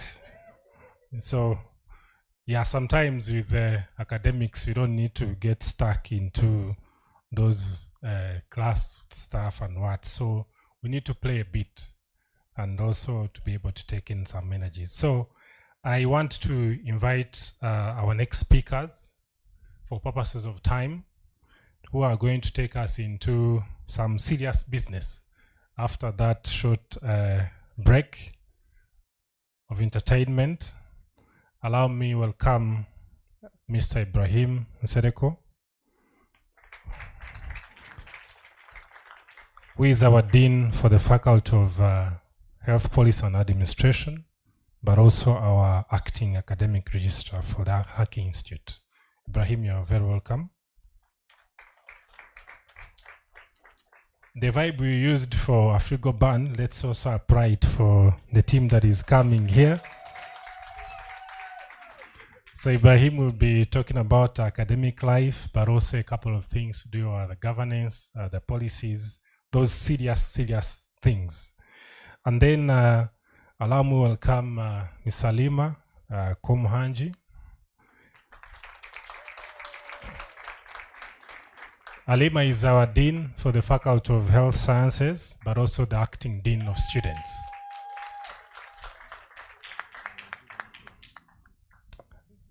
Ladies and gentlemen, allow me welcome Mr. Brian Sendaula.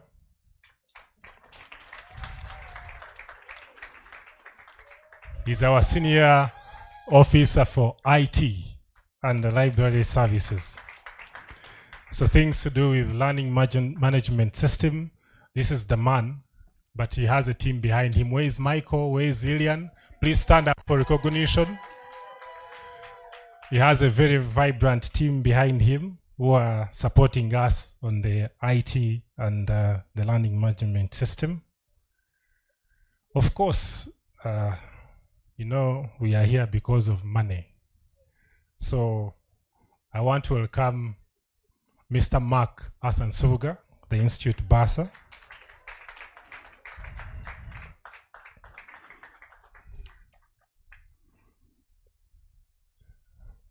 I don't know where the hands are raised. Is it because money, the economy tough? Our finance minister, Matia Kasaja, usually says money will come. So those who have not seen our Institute Bursar, the controller, we are sure that money is what? Is coming. So on that note, ladies and gentlemen, these very important colleagues before us, they are going to kind of orient us on a couple of things to do with academic life, to do with student life, but also take us through a couple of things to do with our policies, learning management system, and also the finances. So I want to welcome them. Each of them will be taking around 3 minutes to kind of take us through what we expect. Especially, I want to encourage our students to take note, but also listen keenly. Thank you very much.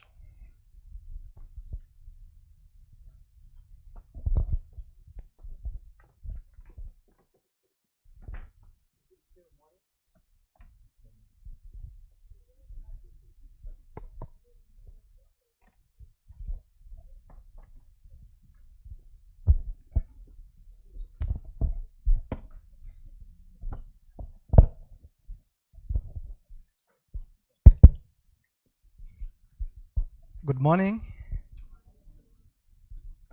Karibu, those from East Africa. I don't know the Shona equivalent of that, those from Southern Africa. And I'm so sorry for those coming from the North. I don't have the right word to use. Allow me to stand on the protocol established by the previous speakers, our chair of the Board of Trustees and our Vice Chancellor, and also allow me to join their voice of welcoming you to Ahaki Institute. You are welcome to Ahaki Institute. You are not happy?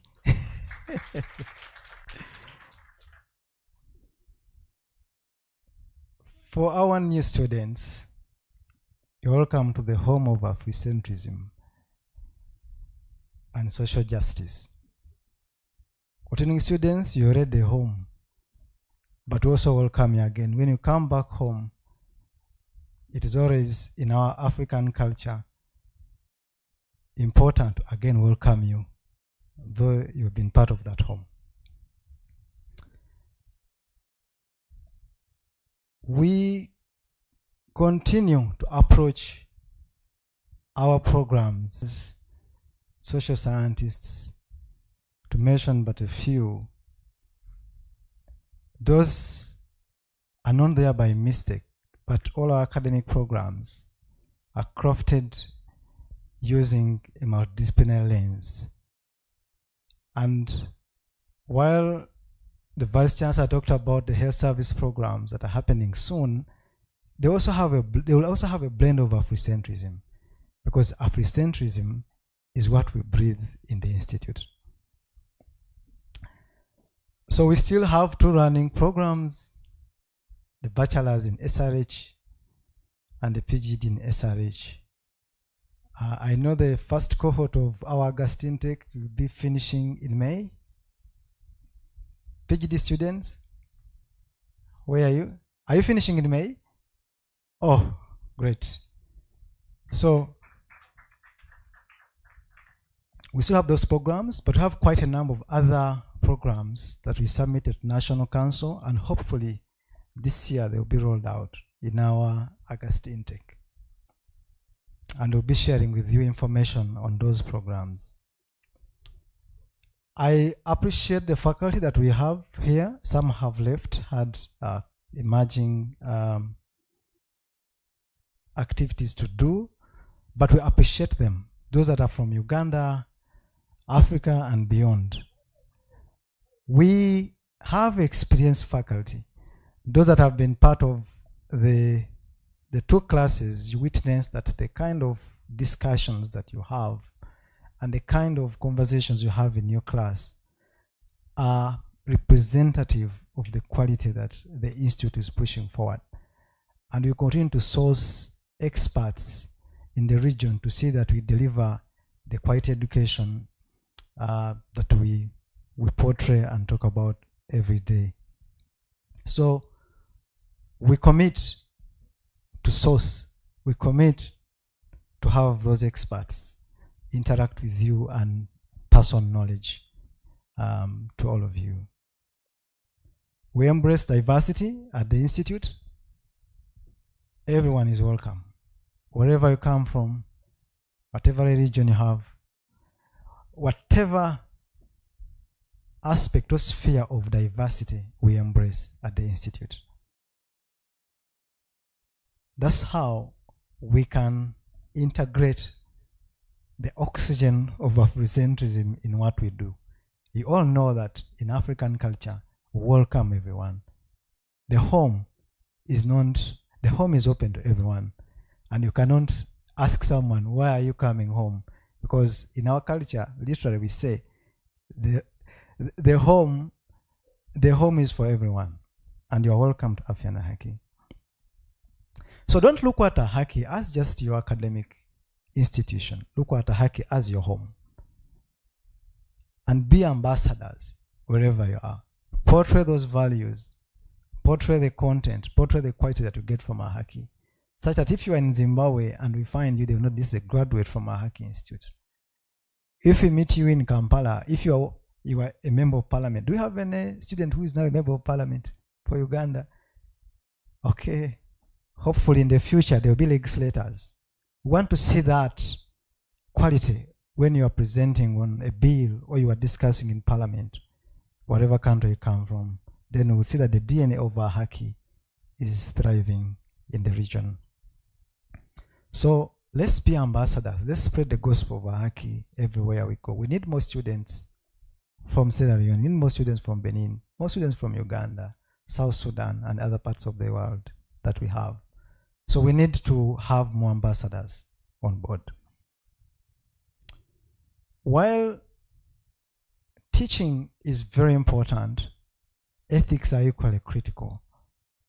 I know that in the course of our study, we have grievances. Like in any society, people are grieved, but there are channels where we send our grievances or we channel our grievances.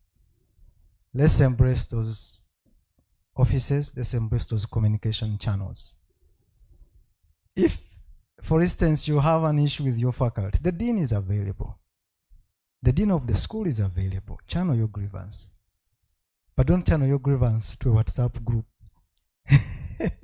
Because the WhatsApp group is not going to respond to your grievance. And we're not on WhatsApp groups. So let's use the right channels. If you're writing an email that is meant for a dean, don't address it to vice chancellor. Those are different offices. They have different mandates. So for all examinations and results issues, kindly engage the office of the academic registrar. Kindly engage the office of the academic registrar. They will support you fully, and they are committed to provide the support. If it's about your teaching, your faculty, your lecturers, and the rest of the other issues relating to that, address them to the dean and the institute administrator. Irene, can you wave to people? She's our institute administrator. Channel the issue through her. She will support. The student welfare issue, the dean of students is available to support. So The moment we don't use the right channels, it becomes hard for the institute management to support you and address your issues. So I encourage us to embrace that. But also, we have prepared a package for you, the student handbook and other key documents for you to read and appreciate the rules, appreciate the policies, appreciate the do's and the don'ts at the institute. And these are living documents. They are subject to revisions and amendments. In case you feel that maybe a paragraph or particular rule it may not be feasible or speaks to the changing world, we are available to listen to you and work with you to make those changes. But let's use the right channels to communicate. Where we go against rules, like in a society, there are disciplinary measures that come with it. So it is important to always ensure that we go by the rules. Any form of misconduct is subject to disciplinary action. But as an institute, we prefer to ensure that we have amicable means of resolving such disputes. So let's embrace that. As we conclude from our side, it's important to note that we have the integrated learning management system, which my colleague Brian will speak to extensively. Let's take time to learn how to use the system. Because most of our teaching, 70% of our teaching is done online. Let's take time to learn how to use the system. Because you'll be submitting your courseworks on the system. You'll be submitting your final exams on the system. So let's take time to learn the system. Ask all the questions that you have. We will not get tired of responding to you. Even the smallest of the questions, ask. We are willing to support. So it is important that we take that as a key priority. Let's register. Some of you didn't register on time.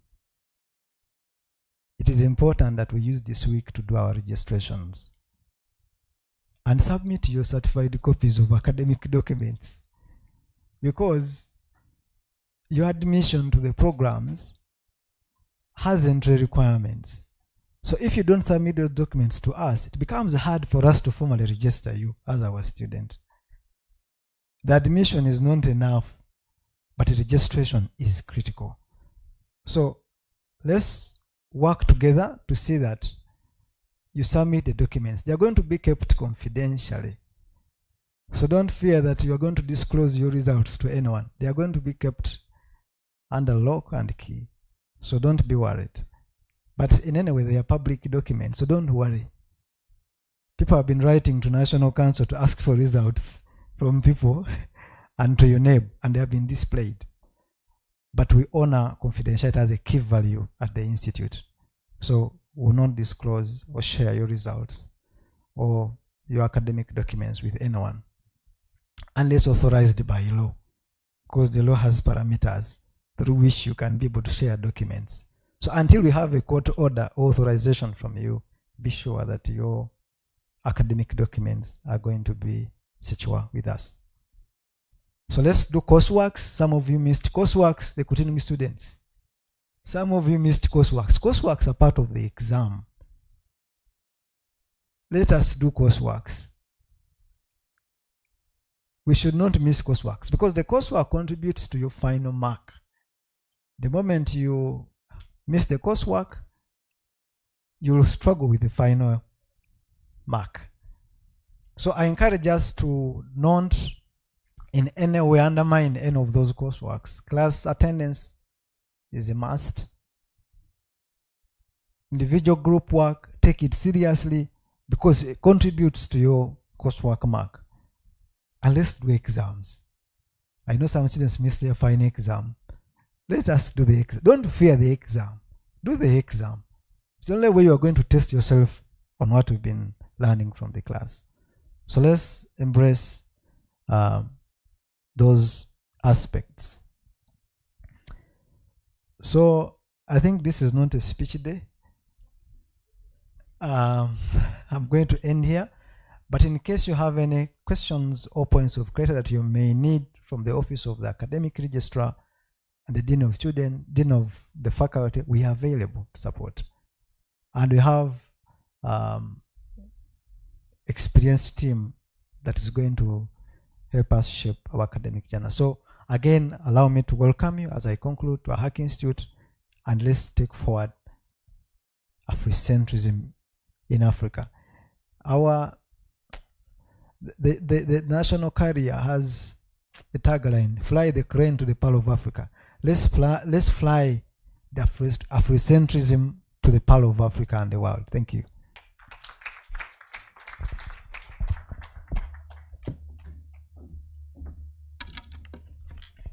Good afternoon, everyone. Murije, Numugambachi, Mukurko Mhanda. I can hear people from Central answering strongly. I love that. So, good afternoon, everyone. I will also stand on the protocol that has been already established, but there are persons that I must continuously acknowledge. I would like to acknowledge our chairperson, Board of Trustees, Professor Ben Twinomjisha. We are very happy that you are always present with us. I would also want to acknowledge the chair for the REC committee, Professor Yoswa. We are also happy that every time we have students, you don't desert us, you're always with us. Thank you very much. And then I will also recognize the members of the REC that are present. I will also recognize faculty present, the continuing students. You're our pioneer. We are here because of you. We thank you in the very good spirit that you got your own orientation in August, but you are still present to support the FEB intake. Let's appreciate them. For the new students, we are very happy to receive you, and the Ahaki staff, thank you for gracing this occasion with your presence. Welcome, distinguished guests in that capacity that I have mentioned. Our Vice Chancellor is not here, but I think he's present with us. I'm sure he's online right now. You have not joined Ahaki by accident. Each one of you here is here because you carry the potential to think critically, to act ethically, and to lead courageously, especially in the context of health, human rights, and sexual and reproductive health. These areas, they matter most to us.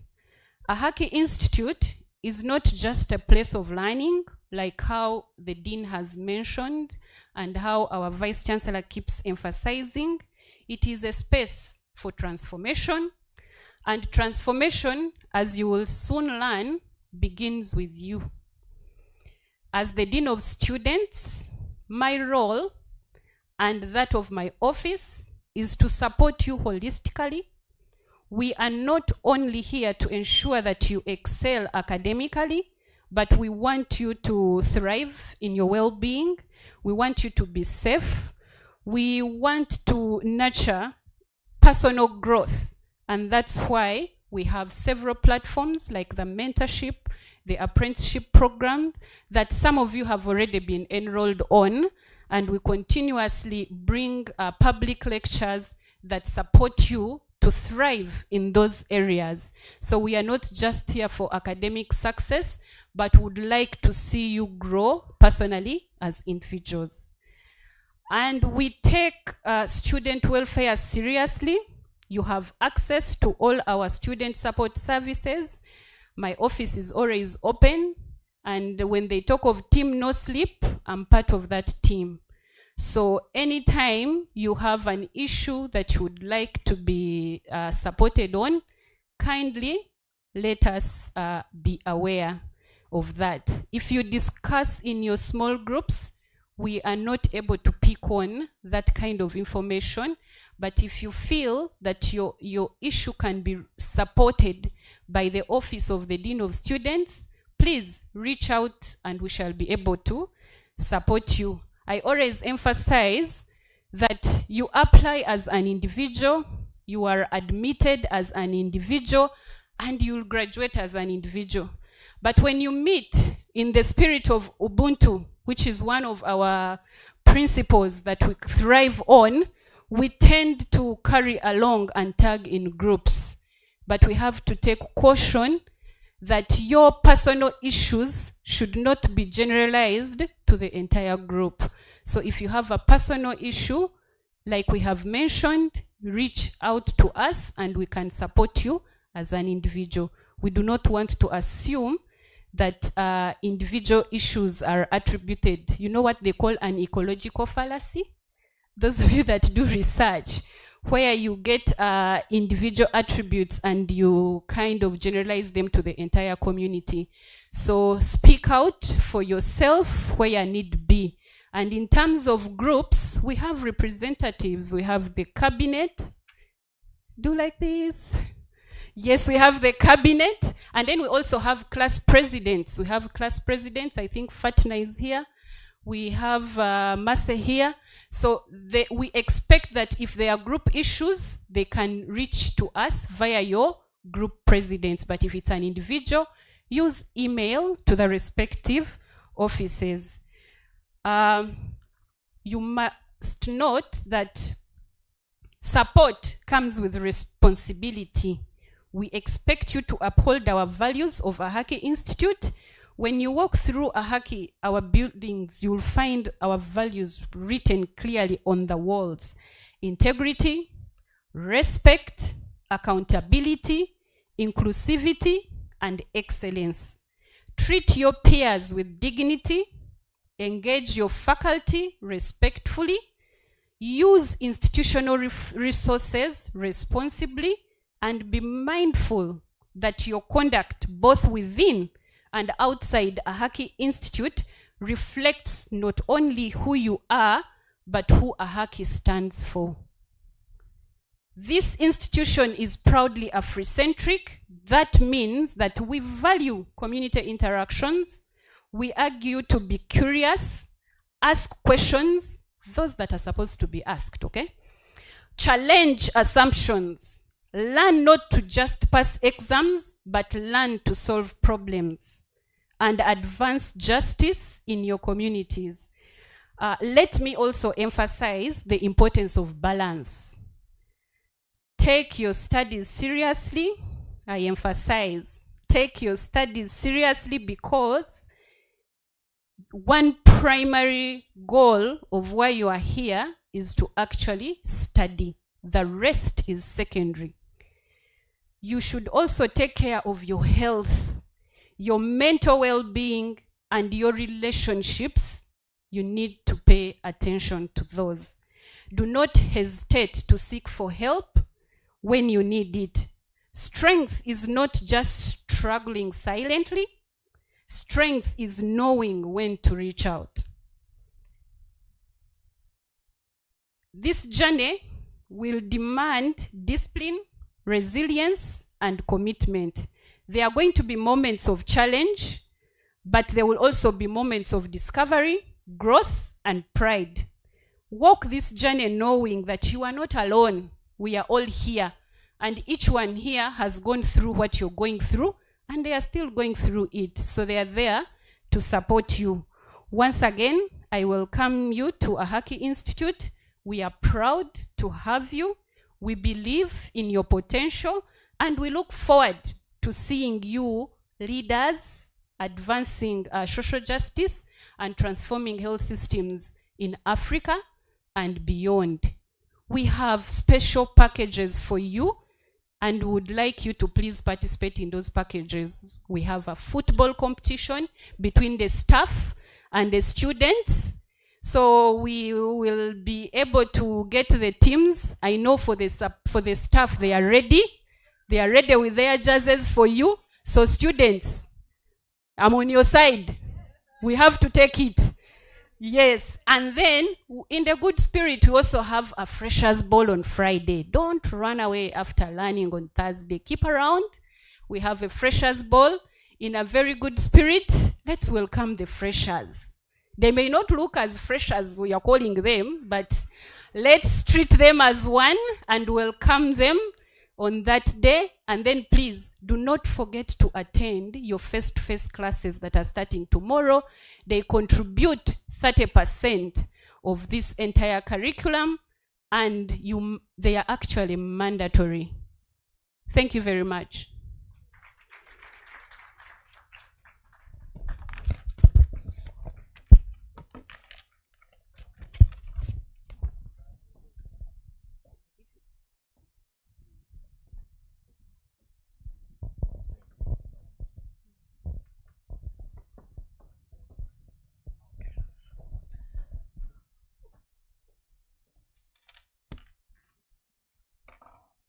Yes, the chairperson, board of trustees, the chairperson, REC, the REC committee representatives, our staff and faculty, and our students, both the freshers and the continuing students. I welcome you all and good afternoon.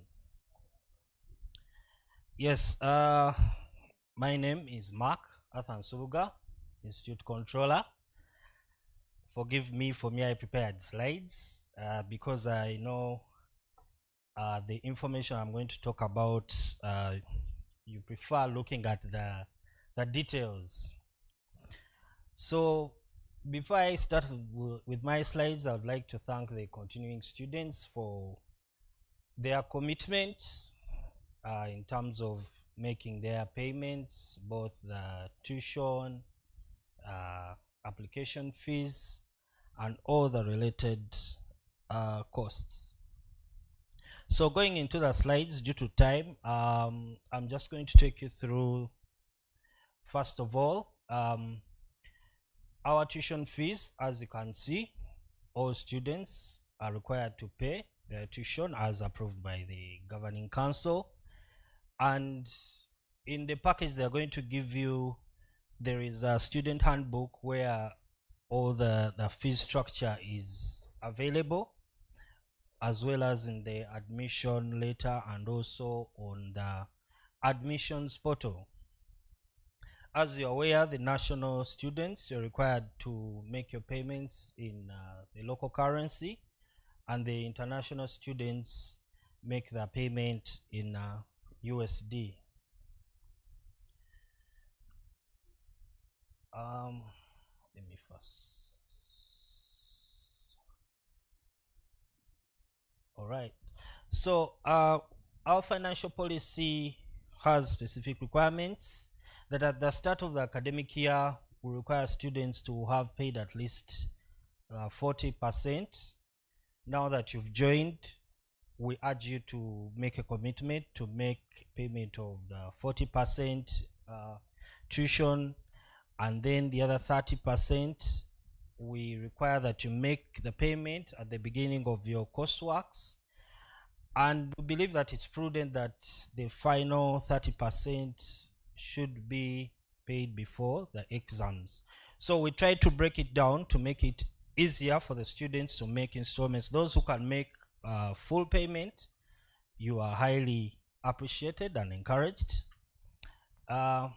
Moving on, we accept payments in the bank, transfers, we have the mobile money platforms, we also have Visa platform, we also have the Mukuru platform for our Zimbabwe, Zambia, Malawi, Mozambique, and South African students.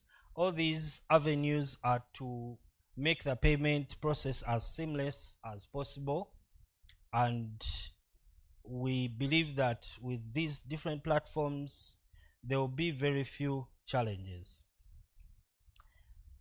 Those are our bank account details. They are also indicated in the student handbook, which you will be given in your package. So for students comfortable with making bank payments, those are the details. So you don't need to cram the account numbers, but they will be in your student handbook. For mobile money payment systems, those are the merchant codes that we use, and they are very convenient. And for the students who have been making payments, we thank you. We've been receiving them and recognizing them. So our latest mode of payment is the Visa payment. We have a Visa payment system that we use, and so the best way of using it is to write an email to me, as you see the email there, and once I receive that email with my team, we send a prompt to the student to make a payment, and once the successful payment is made, you share the proof, and then we can be able to send you the acknowledgement of receipt. This is we highly encourage the international students to use this mode because it is fast and it's very convenient. Now, this is a very serious issue that we want to talk about. We believe that students have different challenges sometimes, but we encourage you to make tuition payments in the best way possible in installments, because this will enable you not to be inconvenienced during the examination time. As you're aware, once you have an outstanding balance, the students will not be supported to sit the exams, and even when you have a balance, it is very hard to concentrate and read. So please, I urge you all, both our new students and the continuing students, to make sure you fulfill your obligation. And in case of any challenges, we encourage students to reach out, just like the dean has said. You reach out, and then we can be able to see how we can support you. And our continuing students can testify. We've supported them as much as possible to make sure they sit for their exams. So, and also in the student portal, which the IT will help you log into and show you how to use, it can clearly show your balances, which help you to plan better. Application fees payment. All admitted students are required to pay application fees. This one we need to emphasize.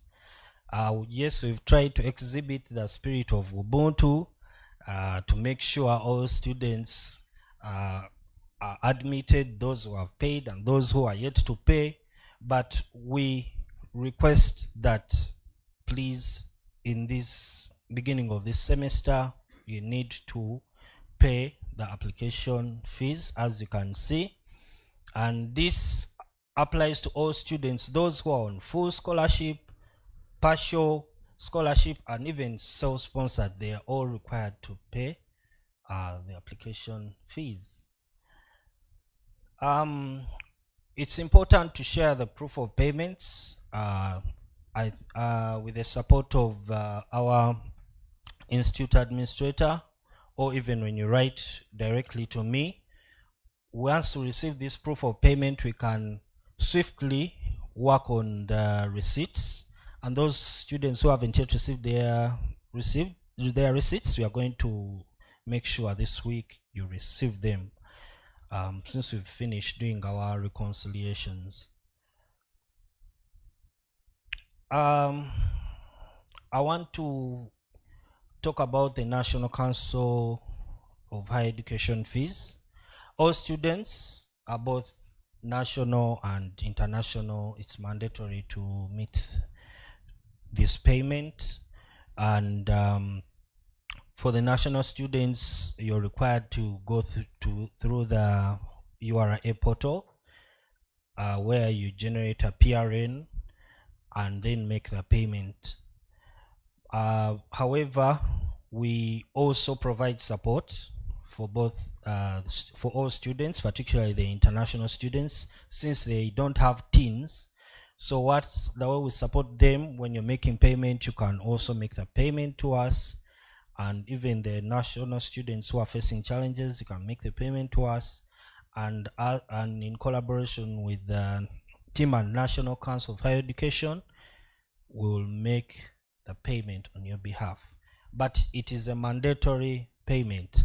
It is required every academic year. So for bachelor students, every academic year you pay once. Then for PGD, since there are just 2 semesters and 1 academic year, they also have to make the payment. So for bachelors, if it's 3 years, each of the 3 years you pay once. Thank you so much for listening to me, and we are appreciative for your time. Thank you.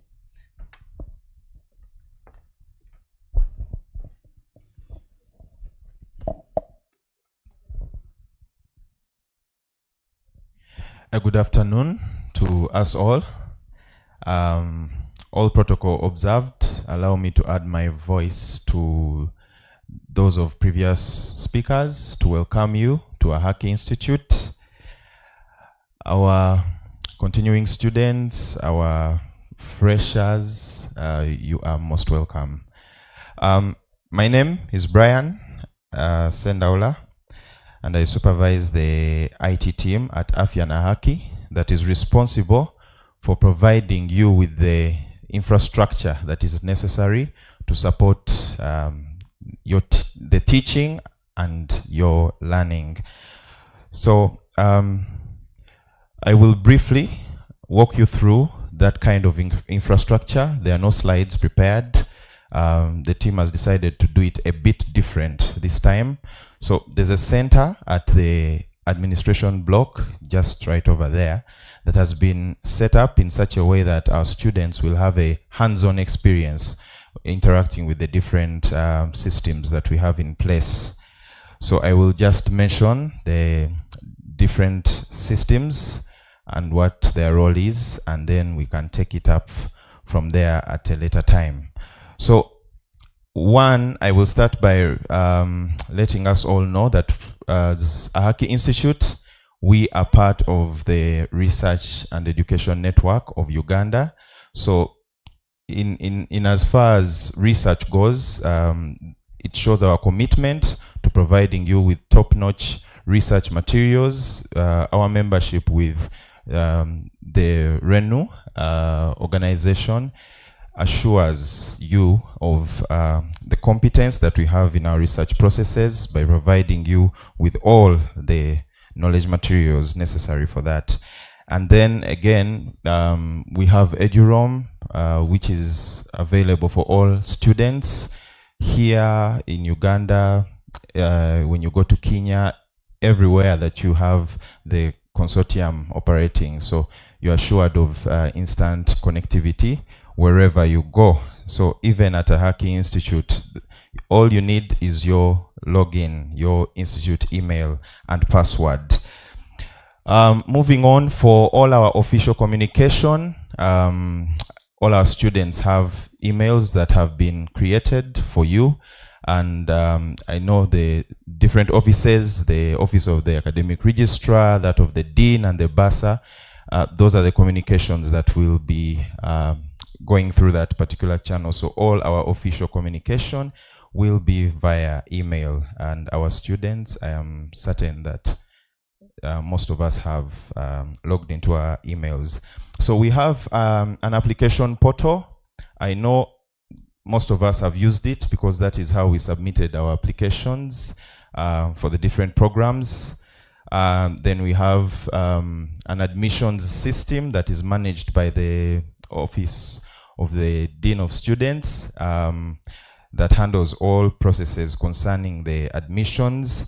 And then we have a learning management system. This is where you have all your learning happening. So you have the different courseworks there, you have the reading materials, you have your own interface, your own account where you can do so much more customization.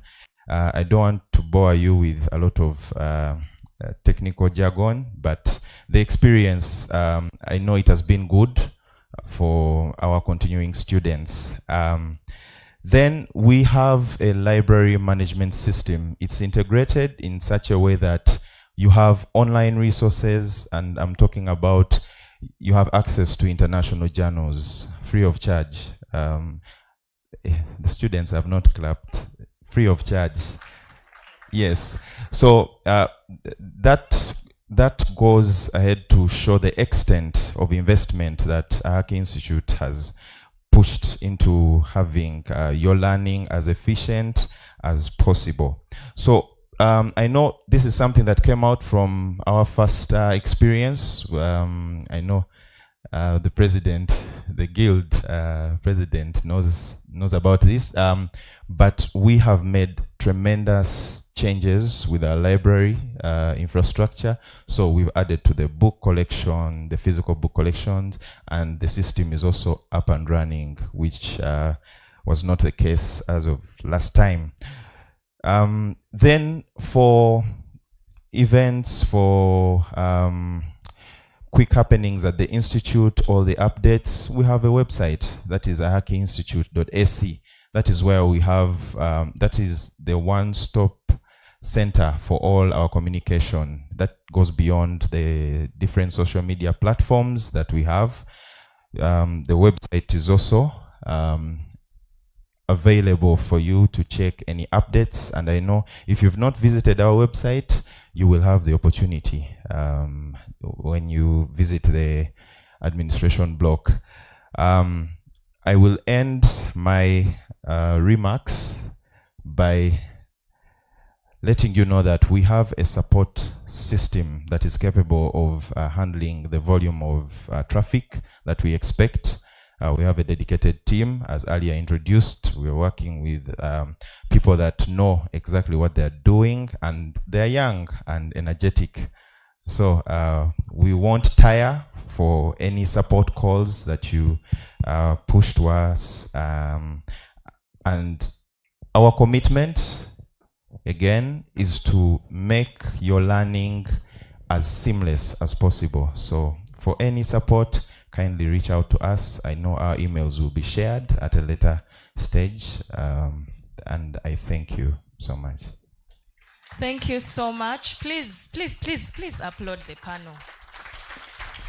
It is not easy to stand up here.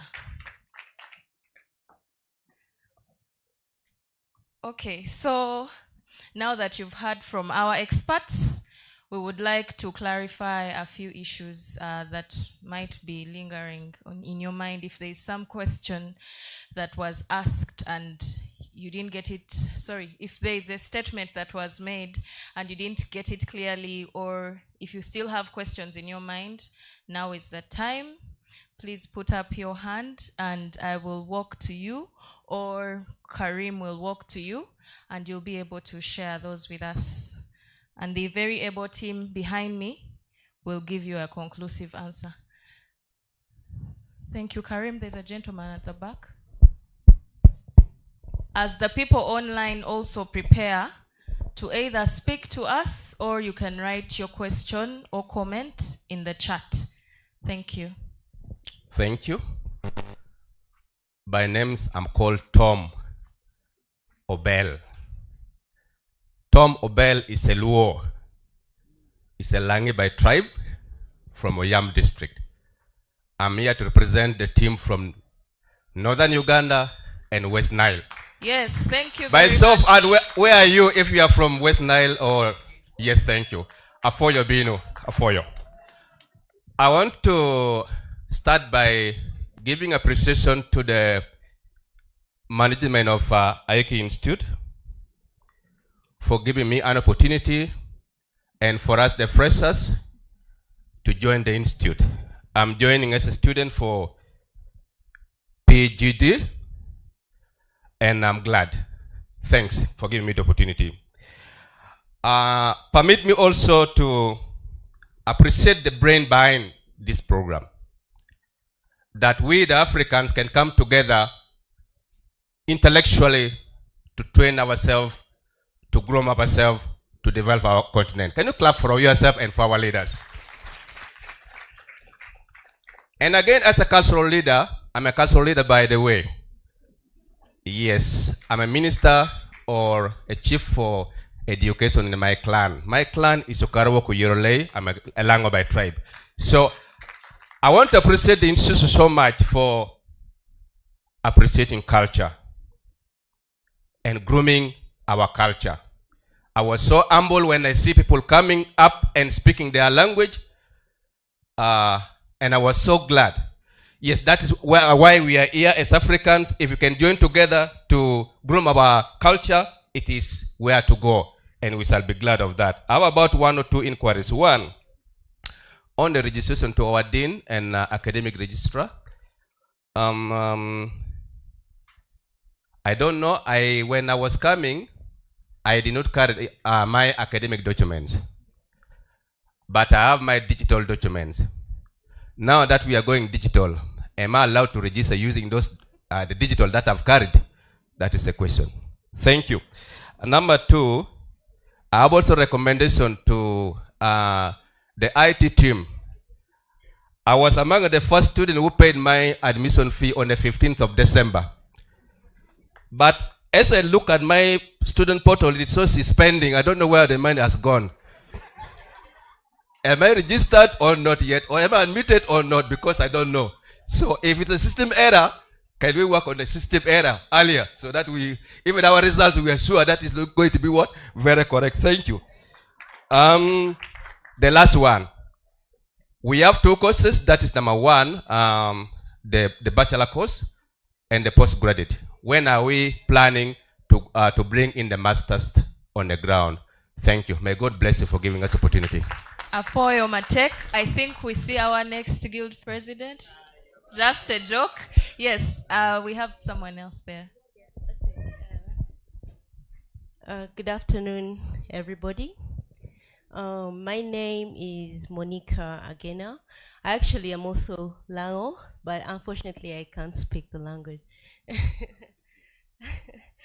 Okay, so I'm a continuing student in the postgraduate class, and my concern is about the exam results.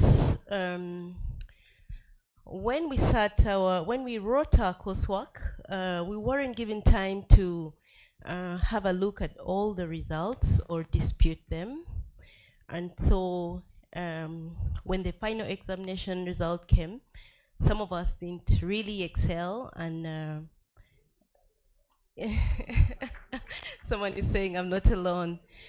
Yeah, we didn't excel, and we are disputing some of these results, and I'm glad the dean briefed me on what procedures to follow, but I think there needs to be more transparency, but especially for the coursework results, they should come back in time, so we dispute them early, and then maybe we need reassurance. Do we have external examiners to examine our grades? Yeah, thank you. Thank you so much, Monica. I'm sure the deans have taken note of that and they'll be able to respond. Do we have anyone else left, or we can take the first round? We can respond to the first round. I'll also ask the IT team to help me check if there's any information or comment online so that we can also take those. Just tap me when you see any pop up. So for now, let's have the panel respond to those questions, and then we'll take another round. So we start with the money.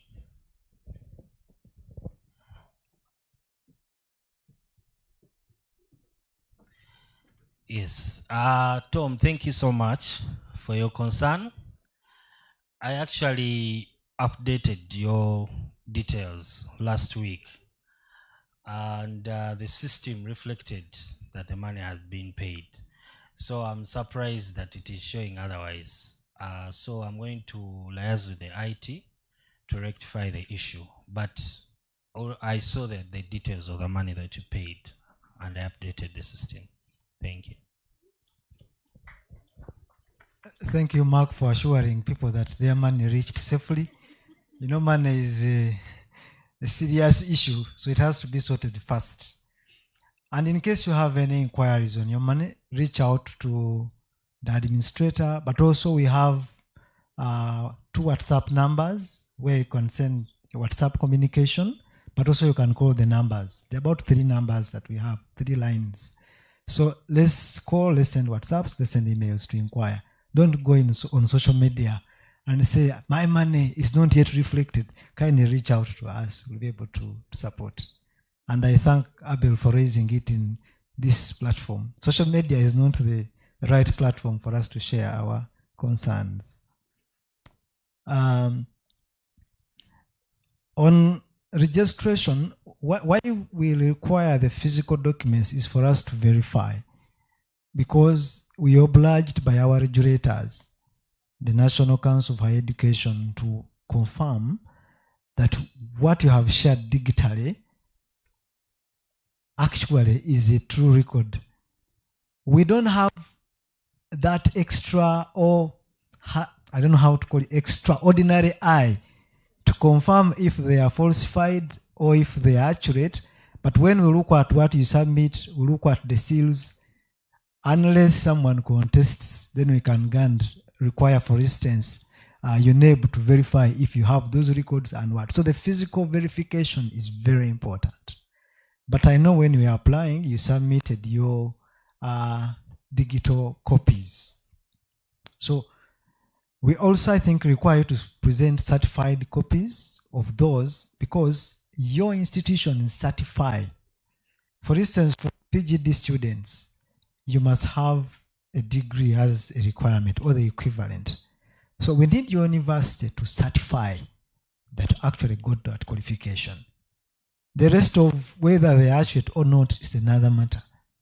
And then we confirm with the physical copies to compare and confirm that those are the records. So that's why we encourage and request you to come with the hard copies. So we can have an arrangement with you to see that we have that extension for your case. And whoever didn't carry their physical copies, we'll work with you to see that we have an arrangement to sort that out. We are working on so many other programs. I think we have 7 programs for the faculty before the National Council for Higher Education. Some of them are master's programs. So we are working tirelessly to see that we have more of PGD and master's programs. Of course, not rolling out the bachelor's programs. They are also quite very important. We are also pursuing others. Results, courseworks. I know in any academic institutions, apart from fees, results is usually the other contentious issue. Results.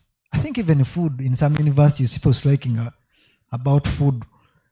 But fees and results have been the most common areas. And as the institute, we work towards ensuring that we safeguard and arrest some of those issues before they explode. That's why I encourage us to use the right channels. In case you are unsatisfied with your results, write to the academic registrar.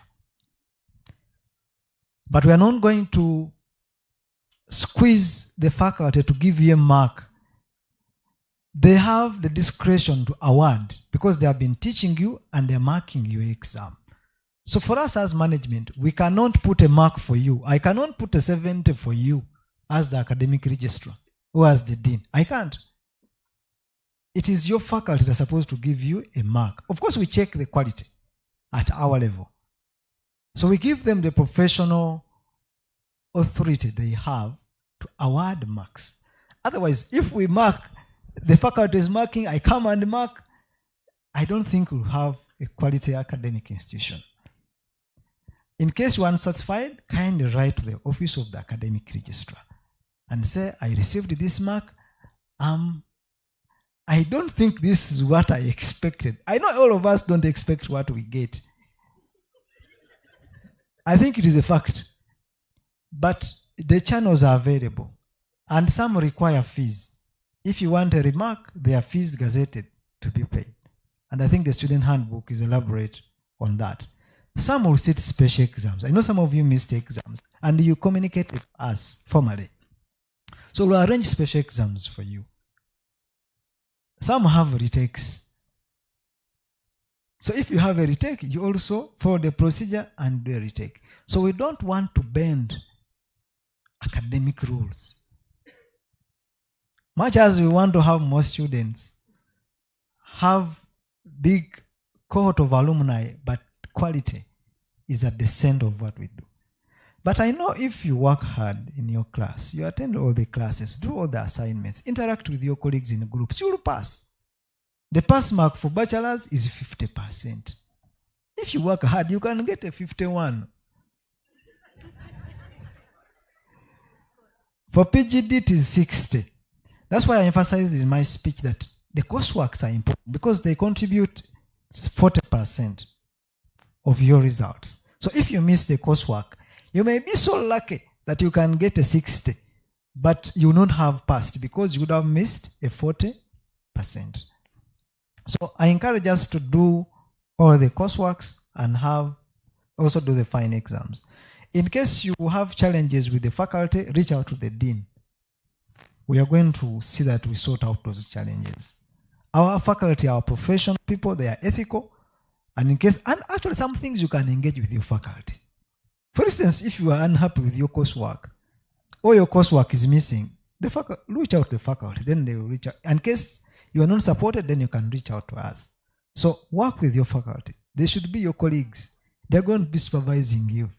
So work with them to see that the issues are sorted. But those that have coursework challenges and exam challenges, we are available this entire week and throughout the entire semester to work with you to see that the issues are rectified. Yes, but I encourage us to do the courseworks. We will not invent a coursework mark for you if you missed it. But we can have arrangements for you as per the examinations policy. Read those policies, they are important. Examinations policy. And those policies are passed by the governing council. So personally, I can't bend the rules. But your suggestions can help to mend or review the policies and make them better for our academic excellence.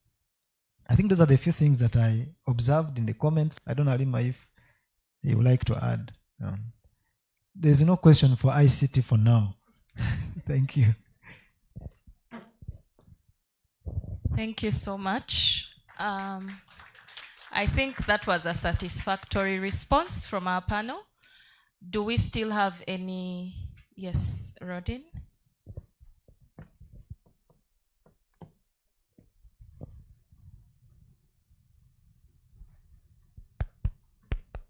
Good afternoon to you all.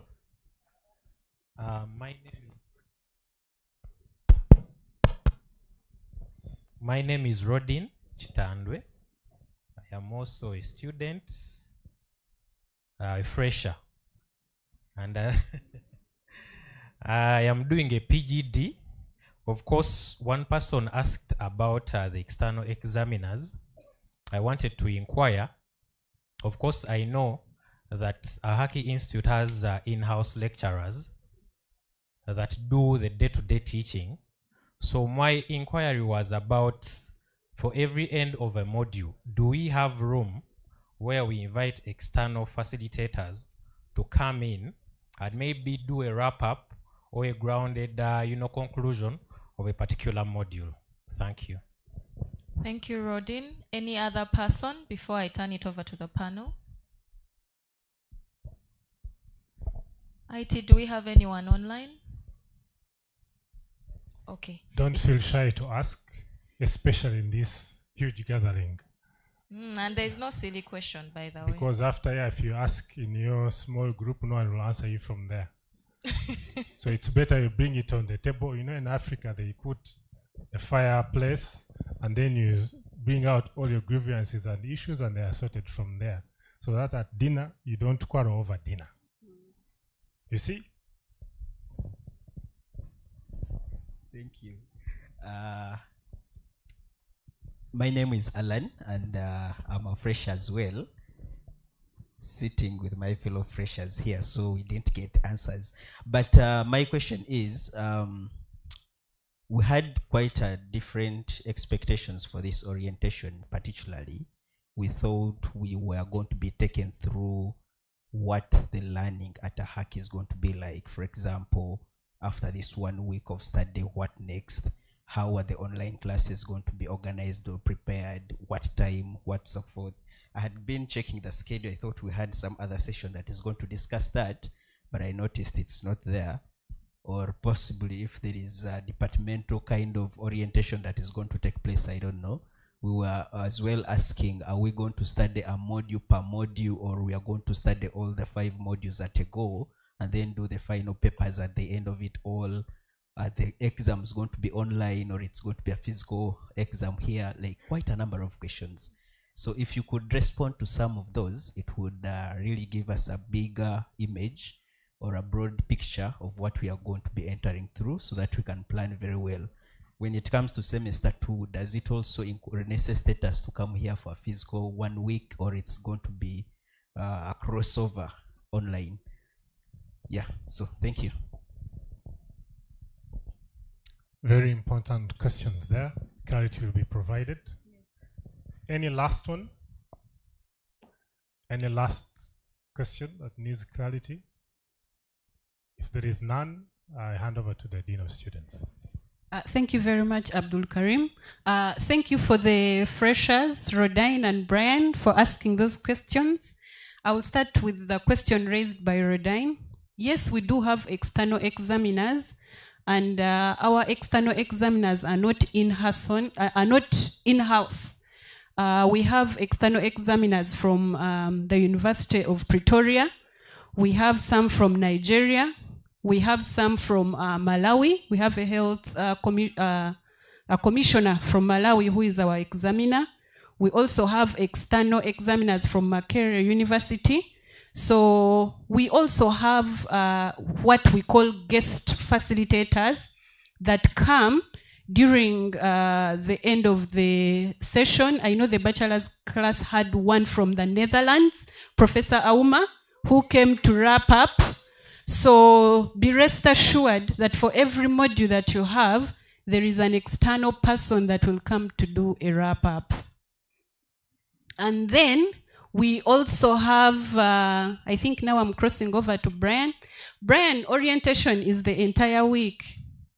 Today is not just, like we cannot mention everything today, but we have you for the afternoon. Like before you go for lunch, you're going to have a tour. You're going to look at the library. You're going to look at your classrooms where you're going to sit. And we have already shared the timetable for your face-to-face lectures. We are also going to share with you the one for the online. Your online lectures will start on the 16th. And the different faculty will be telling you, because we don't have a unified mode of assessment. Every lecturer or every course unit has its general modes of assessment, and your facilitators will be able to let you know how they will be conducting their classes, how they will examine you, how they will score you. So all that will be taken care of as you start tomorrow.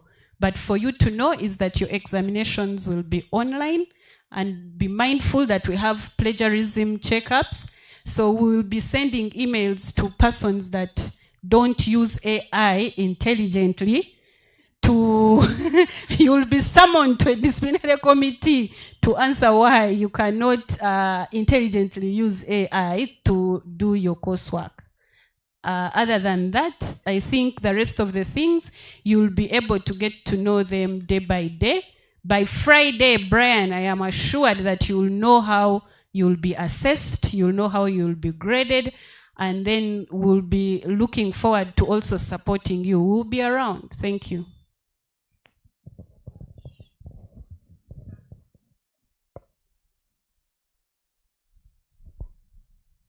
I think it's back on. Thank you. Thank you so much, Dean of Students. We have a comment online, so just permit me to read. This is one of our students from Tanzania. The person says, I am pleased with the way the Institute Administrator has discussed the importance of physical documents. I wanted to know about the verification of certificates that have been issued by the university. Here in Tanzania, When universities issue certificates, they are usually only signed and do not provide any verification. In brackets, he says certified feature. In line with that, in our systems that require soft copy documents, we usually send them to the court and to lawyers who put stamps on the copy to show that the copy is from the original. My question, for those of us who attended virtually, how will the university verify our certificates, or what procedure is there for those of us who were unable to attend physically? So I think that goes to the academic registrar. Over to you, Ibrahim.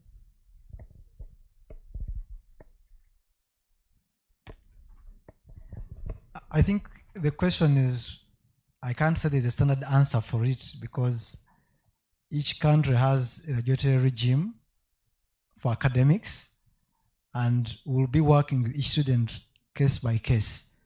I can't give an answer which is overarching for everyone. So kindly reach out to the academic registrar or the administrator of the institute. Then we can check your legal regime through our legal counsel and confirm, and then we can be able to support you. So, like we said, our students come from all over Africa. The standards are different across the region, but we handle case by case. Is there another question? Could you please share your email address?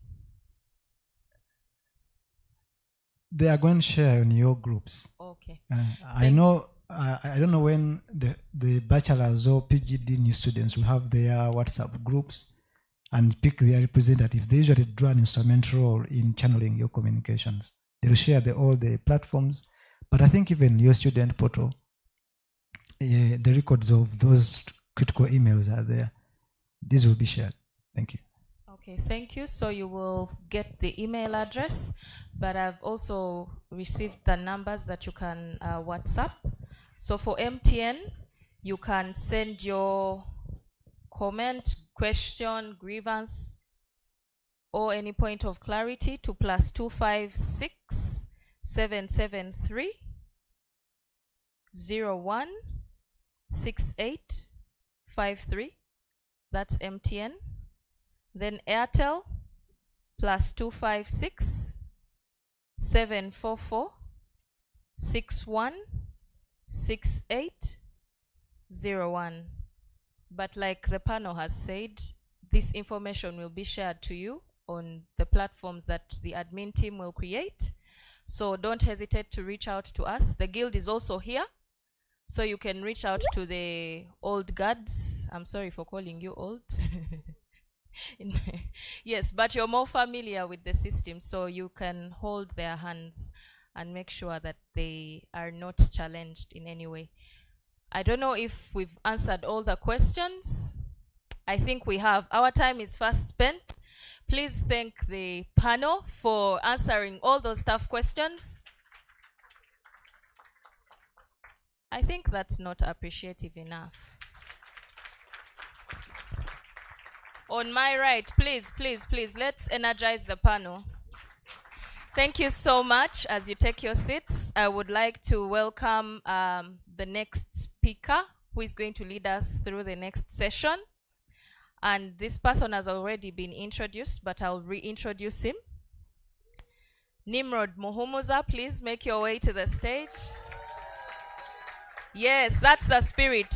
So Nimrod Muhumuza is the head of research at Afya na Ahaki. He's going to take us through the next 2 sessions about research and innovation, and then he will talk about the journal launch. So over to you, Nimrod. Sorry, I forgot I had the microphone.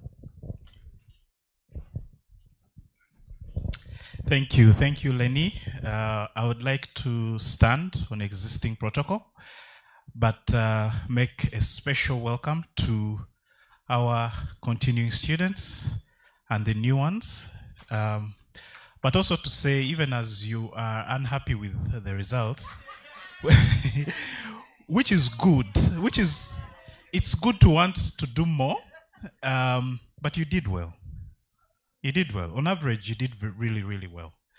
So I'd like to speak about research and innovation, and then that will lead into launch of the journal, the African Journal on Health and Social Justice, especially to the new students. You are joining an academic community. First and foremost, you are joining an academic community. You're joining a community where Afrocentrism is our religion.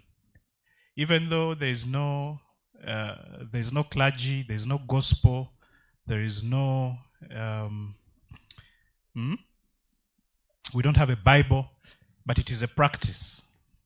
That practice means that we are going to question what you know and also question how you know it.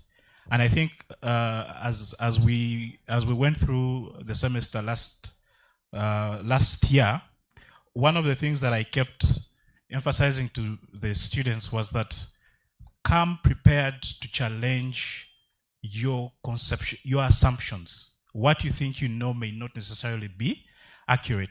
We're not going to teach you what to think. Okay, that will be up to you. But we're going to ask that you question what you know. And so that's the whole process of learning and unlearning. It does not mean that you're going to reject education, you're going to reject expertise, you're going to reject scholarship. It means that you're going to question and examine those concepts in a very honest and academically accurate manner. And we know that when it comes to sexual and reproductive health, sexual and reproductive matters, very, very controversial issues. All of us here are the product of successful sexual and reproductive processes. But you'd be surprised that we know very, very little about how we came to conceptualize the ideas that we know, right? A question that I like to ask in the first class is, when do you think life begins? At what point do you think life begins? Christianity will tell you one thing, Islam will tell you another thing, Judaism will tell you another thing. What do our African cultures say about when life begins? Do we know? And that has implications on things like access to contraception, things like termination of pregnancy, and then eventually it filters into legal questions. So when we talk about research and Afrocentrism, we're asking that you recenter African people and you recenter African realities as sources of knowledge, as sources of theory, and as sources of critique. I was looking at your results again in the Afrocentrism class, and again, I was pleasantly, well, not surprised. You did well in those courses as well. You may not have gotten 90s, which is okay. There's always room for improvement. So, without spending so much time, I would like to speak about the journal. We have a journal here, which we launched last year, and it exists because, I don't know, those of you who have tried to publish in European and American journals, I don't know if any of you here have, but some of us have tried to do that, and we try to publish in a journal called Sexual and Reproductive Health Matters, and we're trying to foreground the concept of Afrocentrism. What is Afrocentrism? And we try to give what we thought it was. And the journal said, well, no, this and this, it is not because... So we were having non-Africans telling us what Afrocentrism is supposed to be, and we don't think that that is right. So much of the scholarship on Afrocentrism, but also on an African understanding of sexual and reproductive health has been informed by foreign understanding of health, of law, of culture, of economics, and social justice. So our journal, therefore, seeks to provide a platform for students. Where is Felix? Felix, you have a journal article pending. So a platform for students, for faculty, for practitioners, for people who are in this field to make sure that this information, this knowledge is treated as seriously as it ought to. Okay? So questions of dignity, questions of responsibility, questions of care, questions of collective well-being are all given serious treatment in this journal. The journal is grounded in Afrocentrism, as I mentioned. It is our religion here.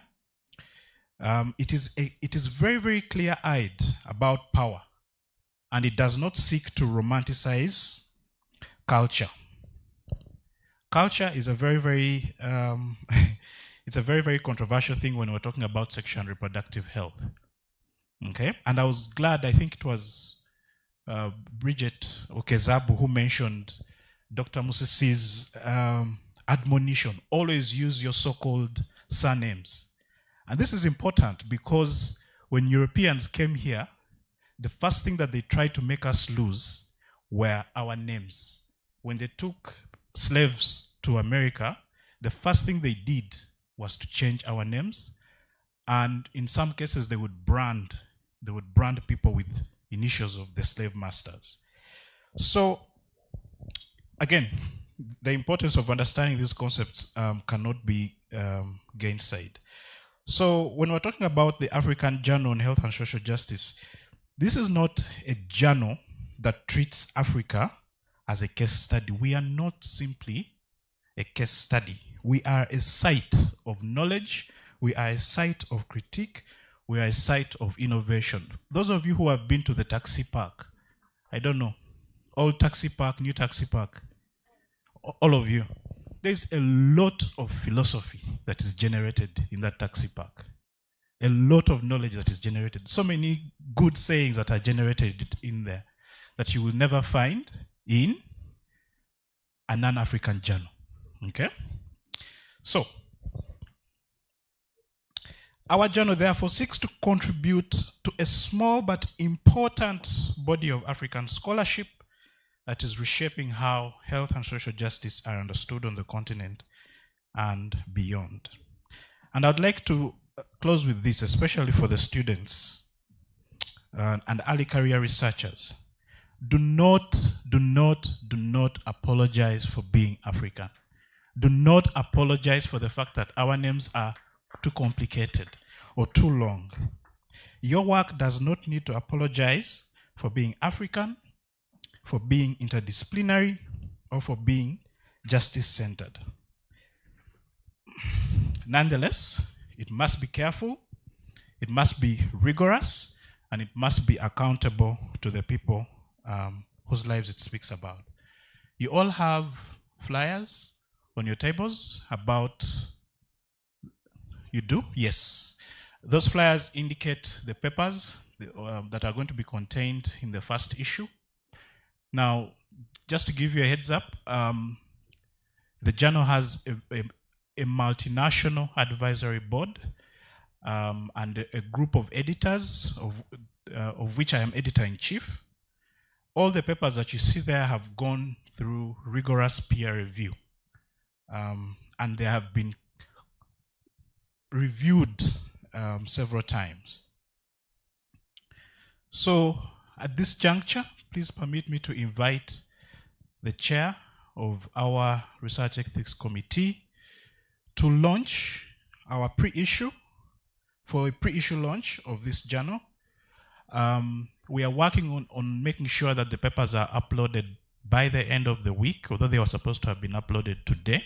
Most likely they'll be ready by tomorrow, but they will be ready by safely, they will be ready by the end of the week.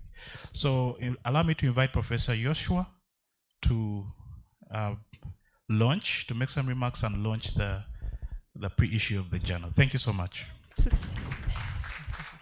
Thank you so much, Nimrod. Please, let's clap for Professor Joshua again. Thank you. Over to you, Prof.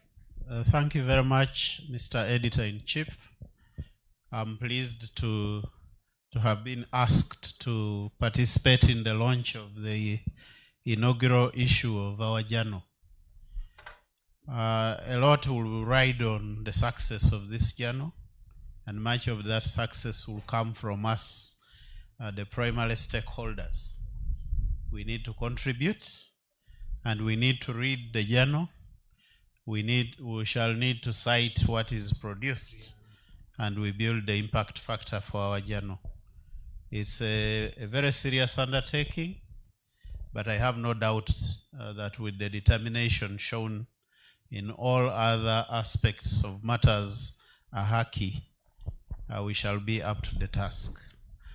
So with your permission then, what remains for me to do is to open the journal. Do I cut it? Do I cut the ribbon, or do I cut the journal? So we'll request... I thought the editor-in-chief would be here as well. We want to request members of the REC to kindly join that ceremony. Ms. Halima, Ms. Carolina Himbisibwe, please help us join our chairboard of trustees, the VC, Dr. Oga,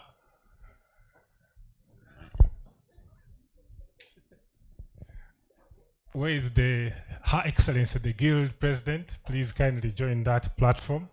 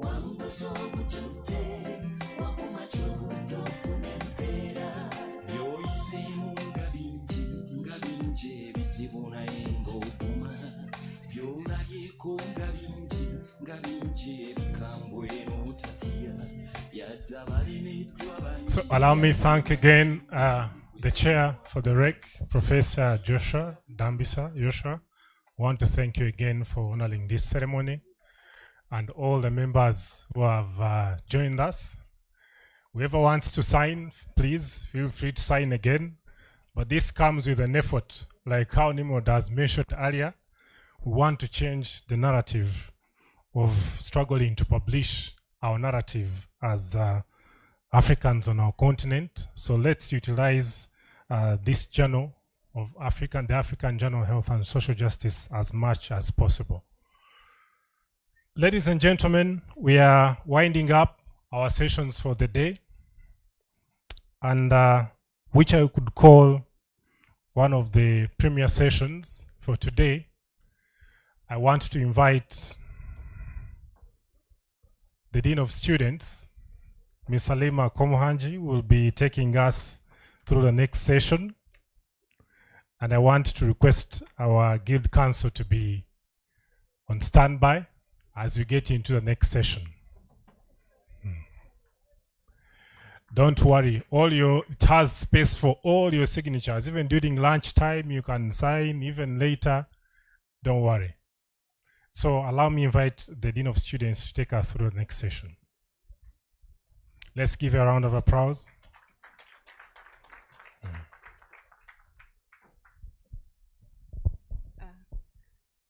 Thank you very much, Abdul Karim.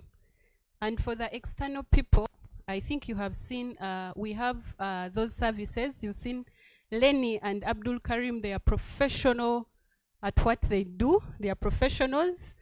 Let's applaud them for that. But if you need them, you have to go through us to be able to have them.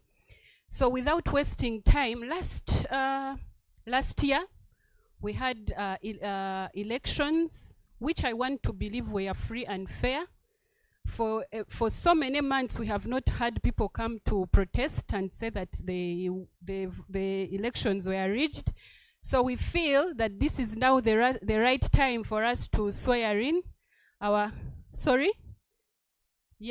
with support of the ICT team, we actually had all the elections, the process was electronic. We had external observers who were in the room.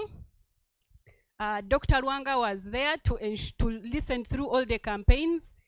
The contestants actually all campaigned throughout the week, and we were able to get a cabinet, which I'm going to introduce.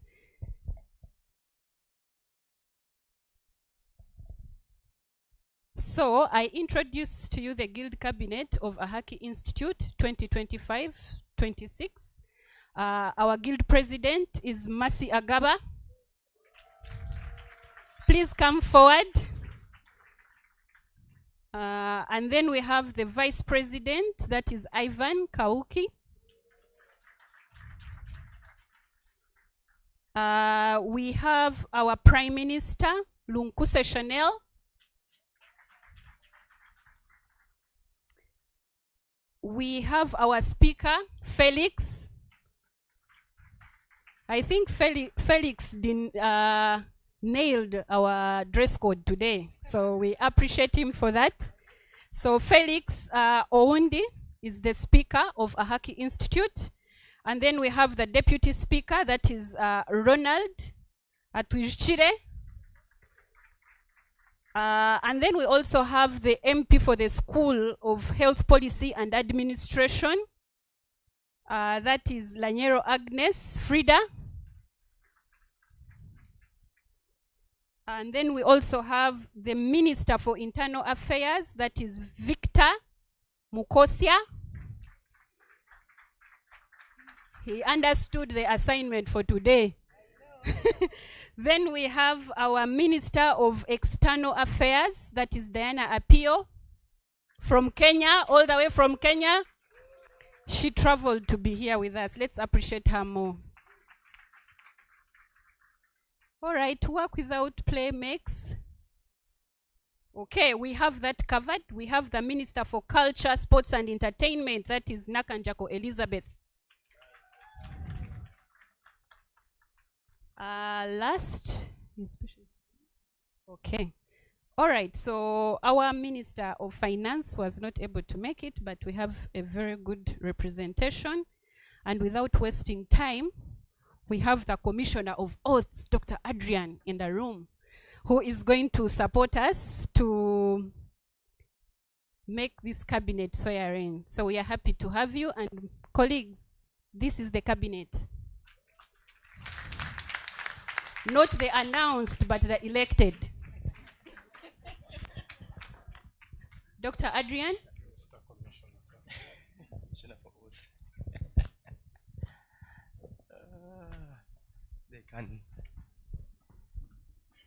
They can take their seats, and then okay. I'll go one by one. They go one by one.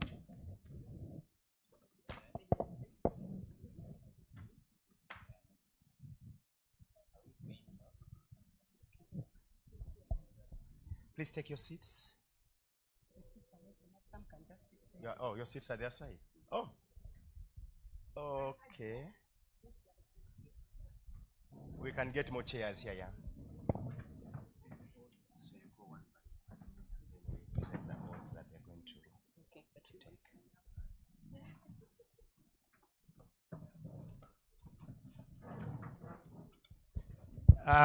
Good afternoon. Good afternoon. We are looking at people who have won an election. Let's hope they won it genuinely. There was no about staffing. There was no kidnapping of opponents. Is everyone here the opponents? The one who didn't come, were they kidnapped? No. They were not kidnapped, okay. No kidnapping of opponents, no bite staffing, so you guys must have qualified by merit, and you are the people we wanted, the ones that we voted for, so congratulations. So my name is Adrian Juko, and I'm an advocate and a commissioner for oath So I'm eligible to make you take your oath under the Oath Act, Cap 21. So we're going to swear and also all affirm under the law. So I'm going to explain a few things to you before you come here. The oath taking is going to be individual. Each one of you is going to swear or affirm individually. And of course, you've heard those two words, swearing or affirming. So the difference is, swearing is swearing by something, someone, some entity. So if you're religious, you swear by whatever you believe in. So we have two samples. One is the Holy Bible with additional notes. That's what I see here. And the Quran, which doesn't seem to have additional notes. So you choose which one you want to swear by. If you don't believe in any of those holy books, let me hope you came with your jaja, and that's okay.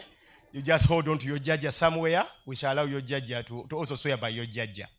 And if you don't believe in anything like a deity, then you affirm. All right? Swear is swearing by something, and then affirming is affirming something. So you hold the Bible or the Quran in your left hand, and if you have nothing you swear by, you don't hold anything in your left hand. And then you raise up your right hand and take the oath. Are we prepared? Are we ready? Have you understood?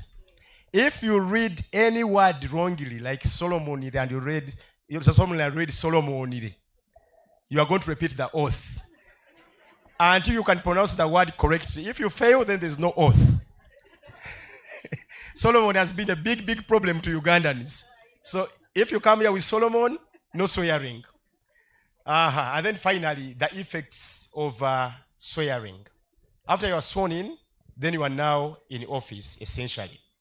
Okay? You are now in the office, essentially. That means that you swear by the things. If you swear by the things you said, then you are going to do these things and live up to them.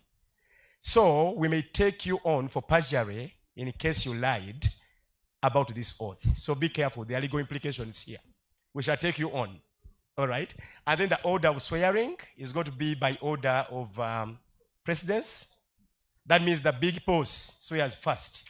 Others are not small bosses. We are all bosses. But the big boss swears first. And then we shall go in that line of precedence. And the oath are going to be taken individually. So we better save time.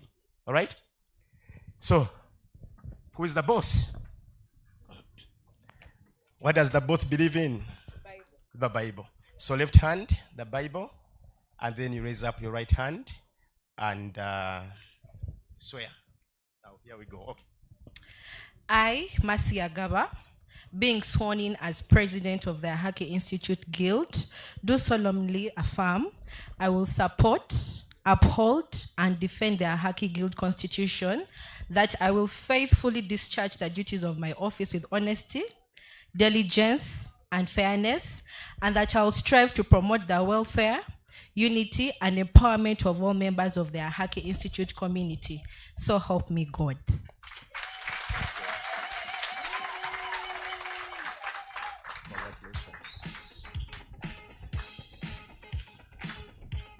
Bible, Quran.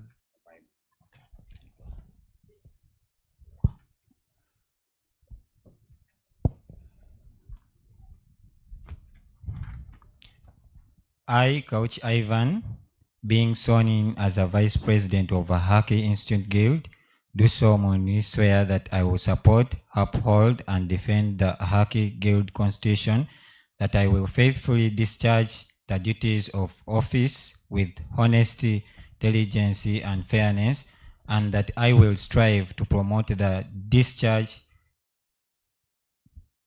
that I will strive to promote the welfare, unity, and empower of all members of the Ahaki Institute community. So help me, oh God.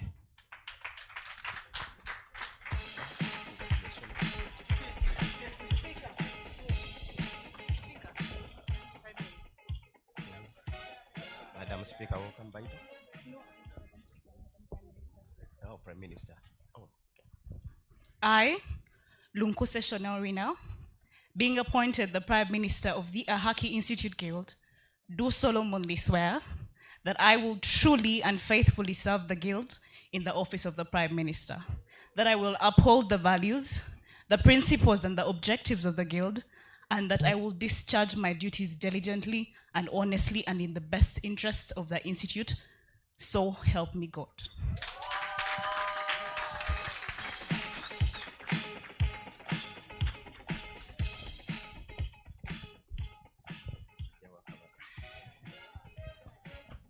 Okay. Do I need to raise my hand? Yes, you raise the right one.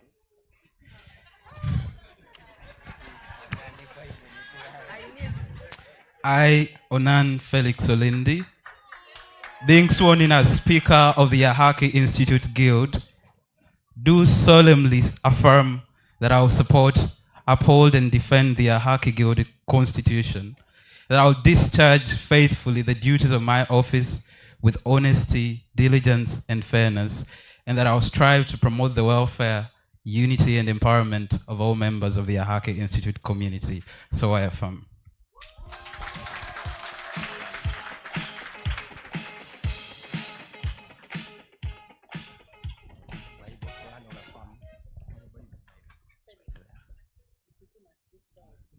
I, Ronald Atushire, being sworn in as the Deputy Speaker of the Ahaki Institute Guild, do ceremonially swear that I will support, uphold, and defend the Ahaki Guild Constitution, that I will faithfully discharge the duties of my office with honesty, diligence, and fairness, and that I will strive to promote the welfare, unity, and empowerment of all methods of Ahaki Institute community. So help me God.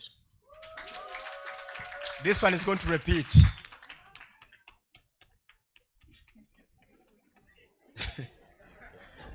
I, Atushire Ronald, being sworn in as Deputy Speaker of the Ahaki Institute Guild, do ceremonially swear that I will support, uphold, and defend the Ahaki Guild Constitution, that I will faithfully discharge the duties of my office with honesty, diligence, and fairness, and that I will strive to promote the welfare, unity, and empowerment of all members of the Ahaki Institute community. So help me God.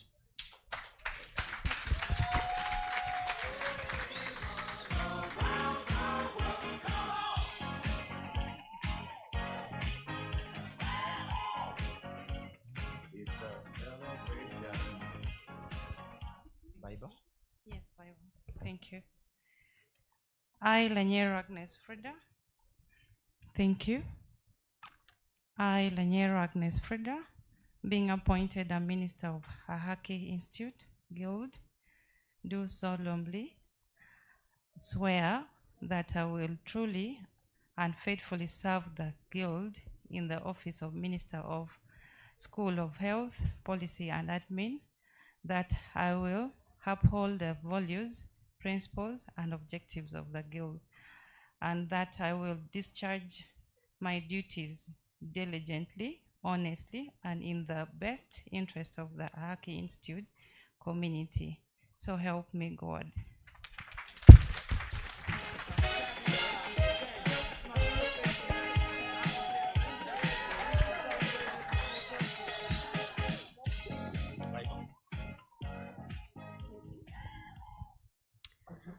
I, Elizabeth Nakanjako, being appointed a minister of the Ahaki Institute Guild, do solemnly swear that I will truly and faithfully serve the Guild in the office of Minister of Culture, Entertainment, and Sports, that I will uphold the values, principles, and objectives of the Guild, and I will discharge my duties diligently, honestly, and in the best interest of the Ahaki Institute community. So help me God. We gon' celebrate your party with you. Come on now.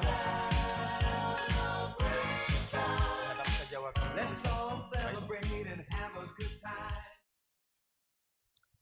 I, Nkosha Victor, being appointed a minister of Ahaki Institute Guild, I do solemnly swear that I will truly and faithfully serve the Guild in the office of the Minister of Internal Affairs, that I will uphold the values, principles, and objectives of the Guild, and I will discharge my duties diligently, honestly, and in the best interest of the Ahaki Institute community. So help me God.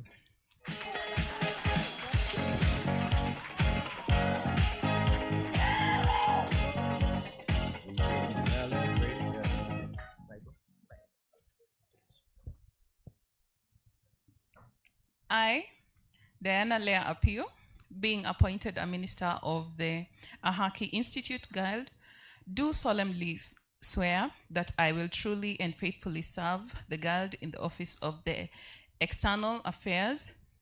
I will uphold the values, principles, and objectives of the Guild, and that I will discharge my duties diligently, honestly, and in the best interest of the Ahaki Institute community. So help me God. I've discharged my functions. You are now fully sworn in. So from this moment, you are all ministers, president, and your cabinet. Thank you so much. You can keep around for a group photo.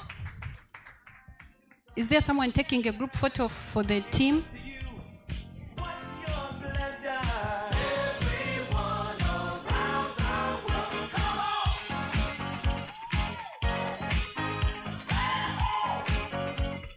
It's a celebration.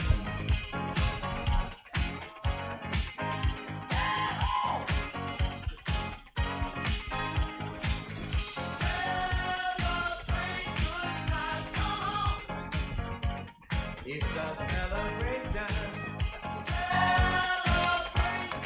times, come on. Let's celebrate. There's a party going on. A dedication to last throughout the years. So bring your good times and your laughter too. We gon' celebrate and party with you. Come on now. Let's all celebrate and have a good time. Yeah, yeah.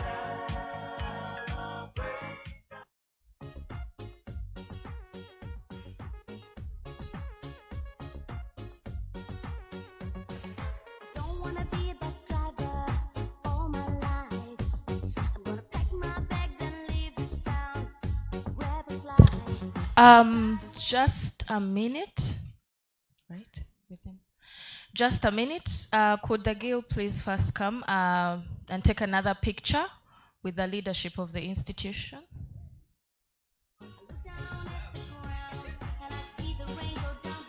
Thank you. So we would like the leadership. First, the people who are on the panel. We need the board representative. We need the rec members.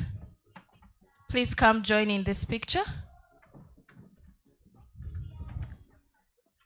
Alima, please help me lead the team here. Thank you very much.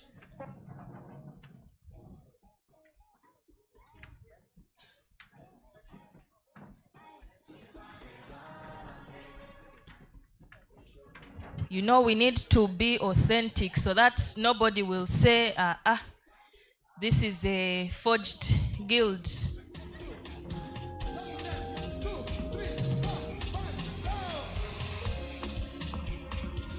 Thank you. Can we please move a bit faster? If you're a member of faculty, if you're a member of the rec, if you're a member of the board, please come and join in this picture. That will be our official seal.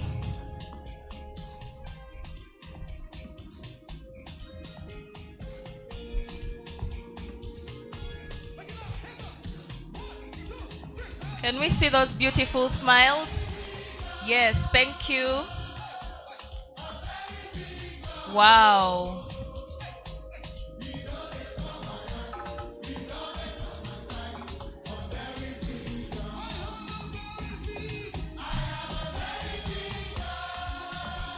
I also want to remind you that we have a photo booth outside.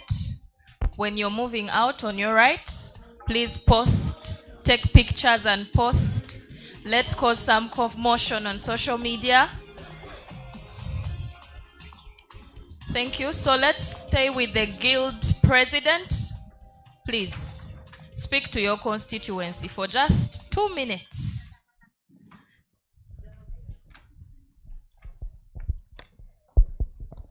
Thank you and congratulations. Thank you so much.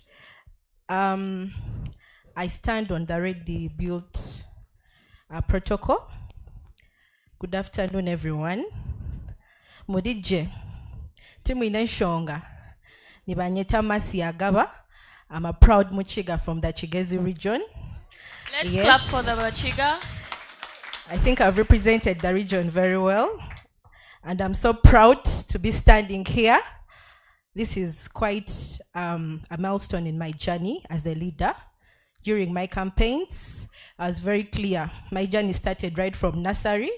I was a pencil collector. And here I am, an inaugural guild president of the mighty Ahaki Institute. So I think we should clap for that. Yes, so before I start my little speech, I want to start by thanking the Almighty God for how far He has brought us.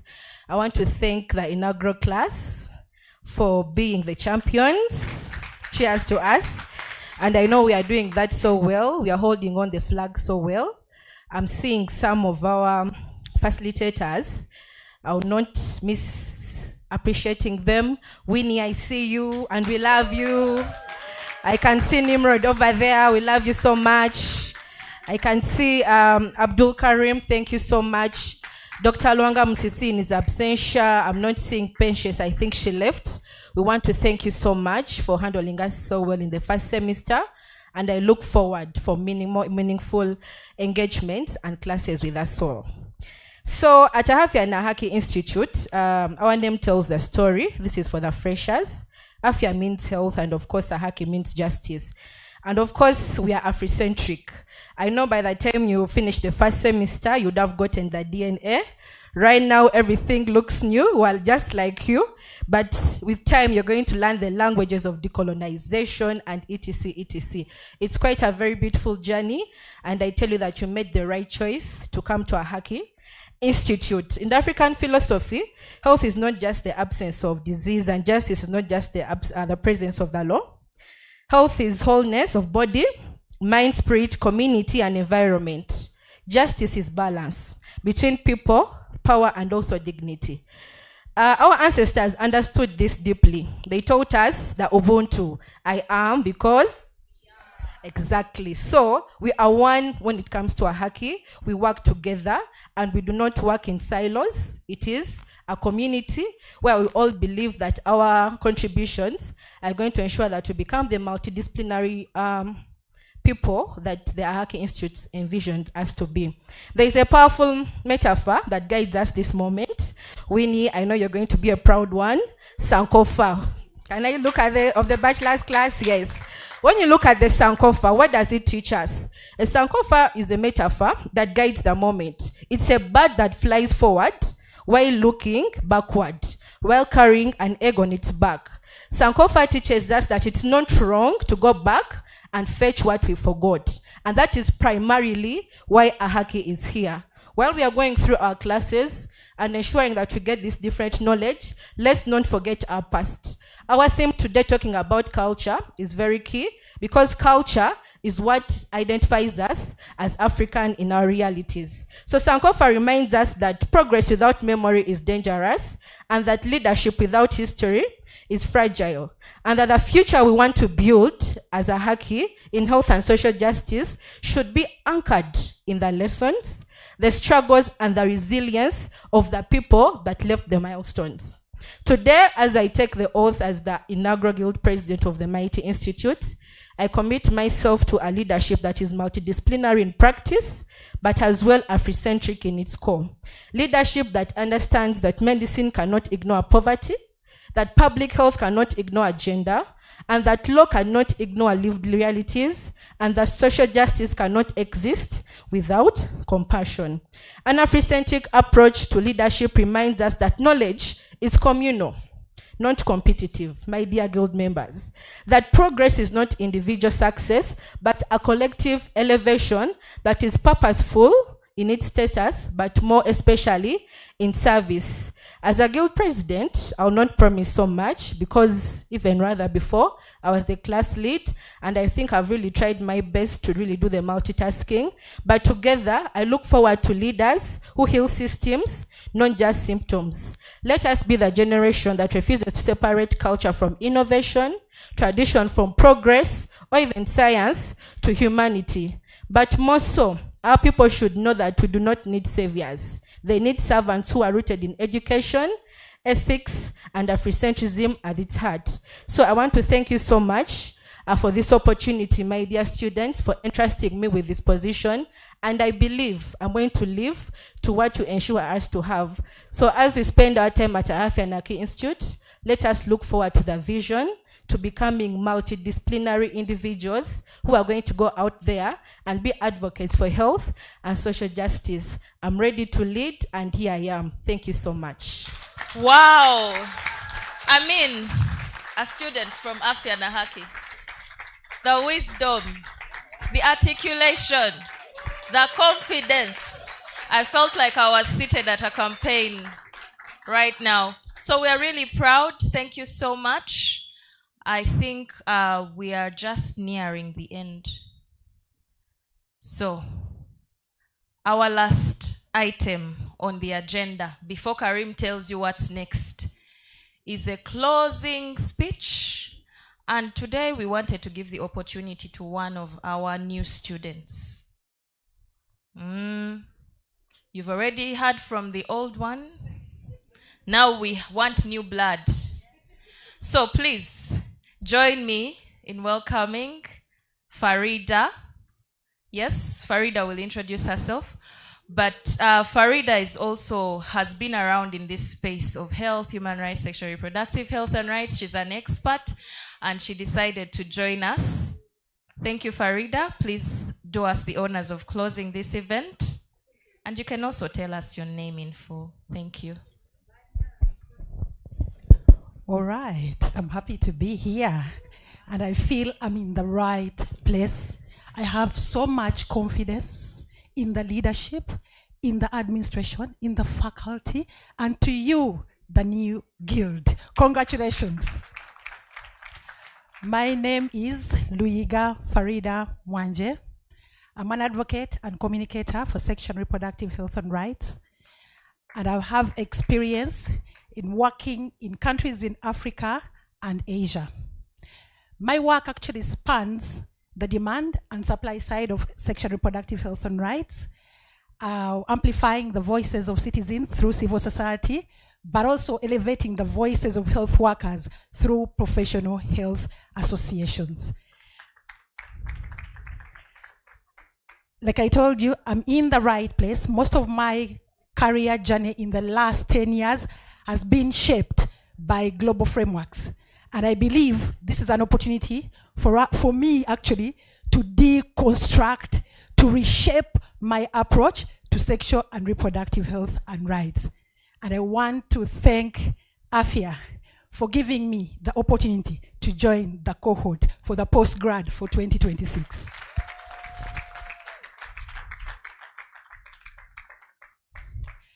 I would like to thank the members or the participants here for joining us and for the energy. I did not prepare any remarks for closing, but I want to assure everyone, as a storyteller, I would want to elevate the voices of these advocates. Many times when I'm advocating for healthcare workers, I keep mentioning that I would like advocacy to be included on the curricula of healthcare workers. Why? They get into the profession with very good intentions, but many times they are dissatisfied by the professional or occupational challenges, issues of work burnout, issues of lack of supplies, lack of equipment, and so much more are demoralizing them, and they need to speak out. So in that case, I would like to emphasize the need, whether it is part of the curriculum review, whether it is part of CPD or continuous professional development, we need advocacy to be included. And I would like each one of us here to use our voices to champion SRHR in our different spaces. I think Yes, you're in the right places. Be the champions for SRHR. So thank you very much. Let's continue the energy, and thank you so much to the organizers. Thank you very much, Farida. She has been in the spaces. Some of us who have worked with her were wondering why she chose Zafia and Ahaki Institute. And I believe the fellow students will have a lot to learn from her in terms of her advocacy capacities. So, ladies and gentlemen, it's been a long day, a long morning. Allow me once again appreciate our chairperson of the Board of Trustees, our chair for the REC, Professor Yoshua Damisa, our Vice Chancellor, Dr. Mlumba Moses, members of the REC, the faculty here, the inaugural Mighty Guild Council. Those who didn't see the solidarity of the Guild Council, I'm sure we have a very powerful council, more than other institutions I've seen. So that shows great service, but also shows what Ahaki Institute brings before us. The fellow students, both the continuing and the new students, we want to thank you honorably for honoring this day and for being with us here. If you have noticed, and some of you might be wondering why this huge tent, why the colorful place, the mood lights. Today we've had so many events in one. If you saw from the morning, we've been able to launch our first issue of the journal. We've been able to launch the inaugural Guild Council, but also we've been able to have our students' orientation. That doesn't come lightly. It shows the dedication, it shows the commitment the management of Ahaki Institute has towards achieving the vision that we've set forth. So you cannot celebrate all those events without ending in a style. So in an African way, we'll have a meal to wrap up all these events, and we continue to celebrate all of you here. The new students who have joined us, we want to assure you that you're in the right place. And as the other students who have been here have assured you, Ahaki Institute is the way to go. Farida, we want to assure you the passion you have for the healthcare providers. The Vice Chancellor mentioned we're already in the pipeline for the programs which are before the National Council. We are going to target all the health service providers, and we want to inculcate the Afrocentrism ideology and the perspective of advocacy that you've mentioned here. So we want to promise you that this is the right place you are in. And once again, congratulations to all of you for the day, for what we've celebrated today, and we want to invite you to a meal. But before that meal, it's just a quick reminder that we have the setup at the Ahaki Institute Brook, where Brian assured you to take you through the learning management system, but also the new students will be taken through a tour. And then for the registration through the registry office, we'll be also supporting you on that. We want to end with a group picture. So I want to welcome us all here. This place might look small, but it will swallow all of us. So join me and you see how it will work. So congratulations on today, and we look forward to moving this journey with you. Thank you. So kindly join us. Your MCs for today, Lenny, Sharon, Pamela, all the way from the West Nile, and Muhumuza from the hills of Chigezi. It's been a pleasure to serve you today.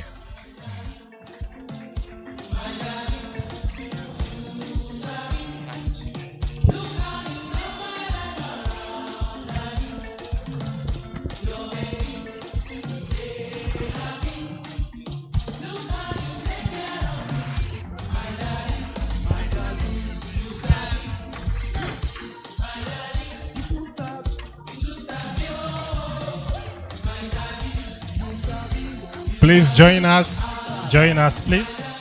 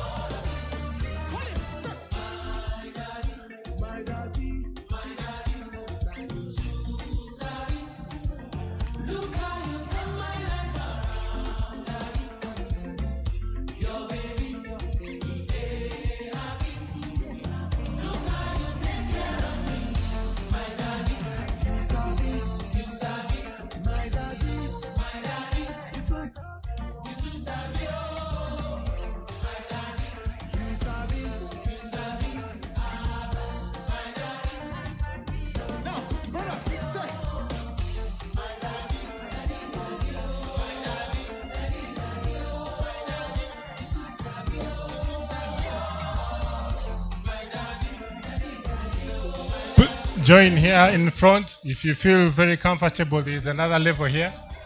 Please.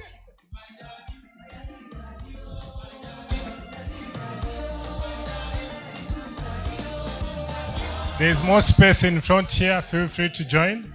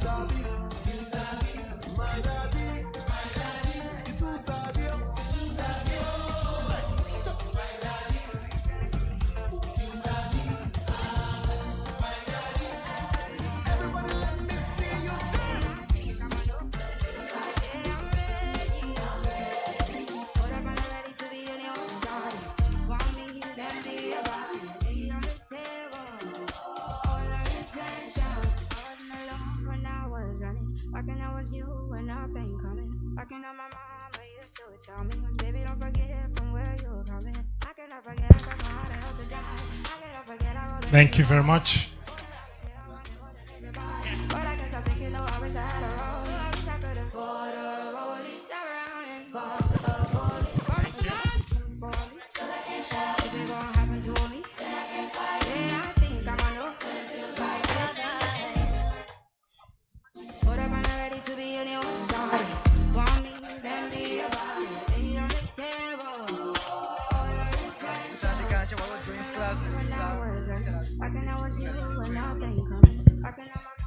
Colleagues, as we...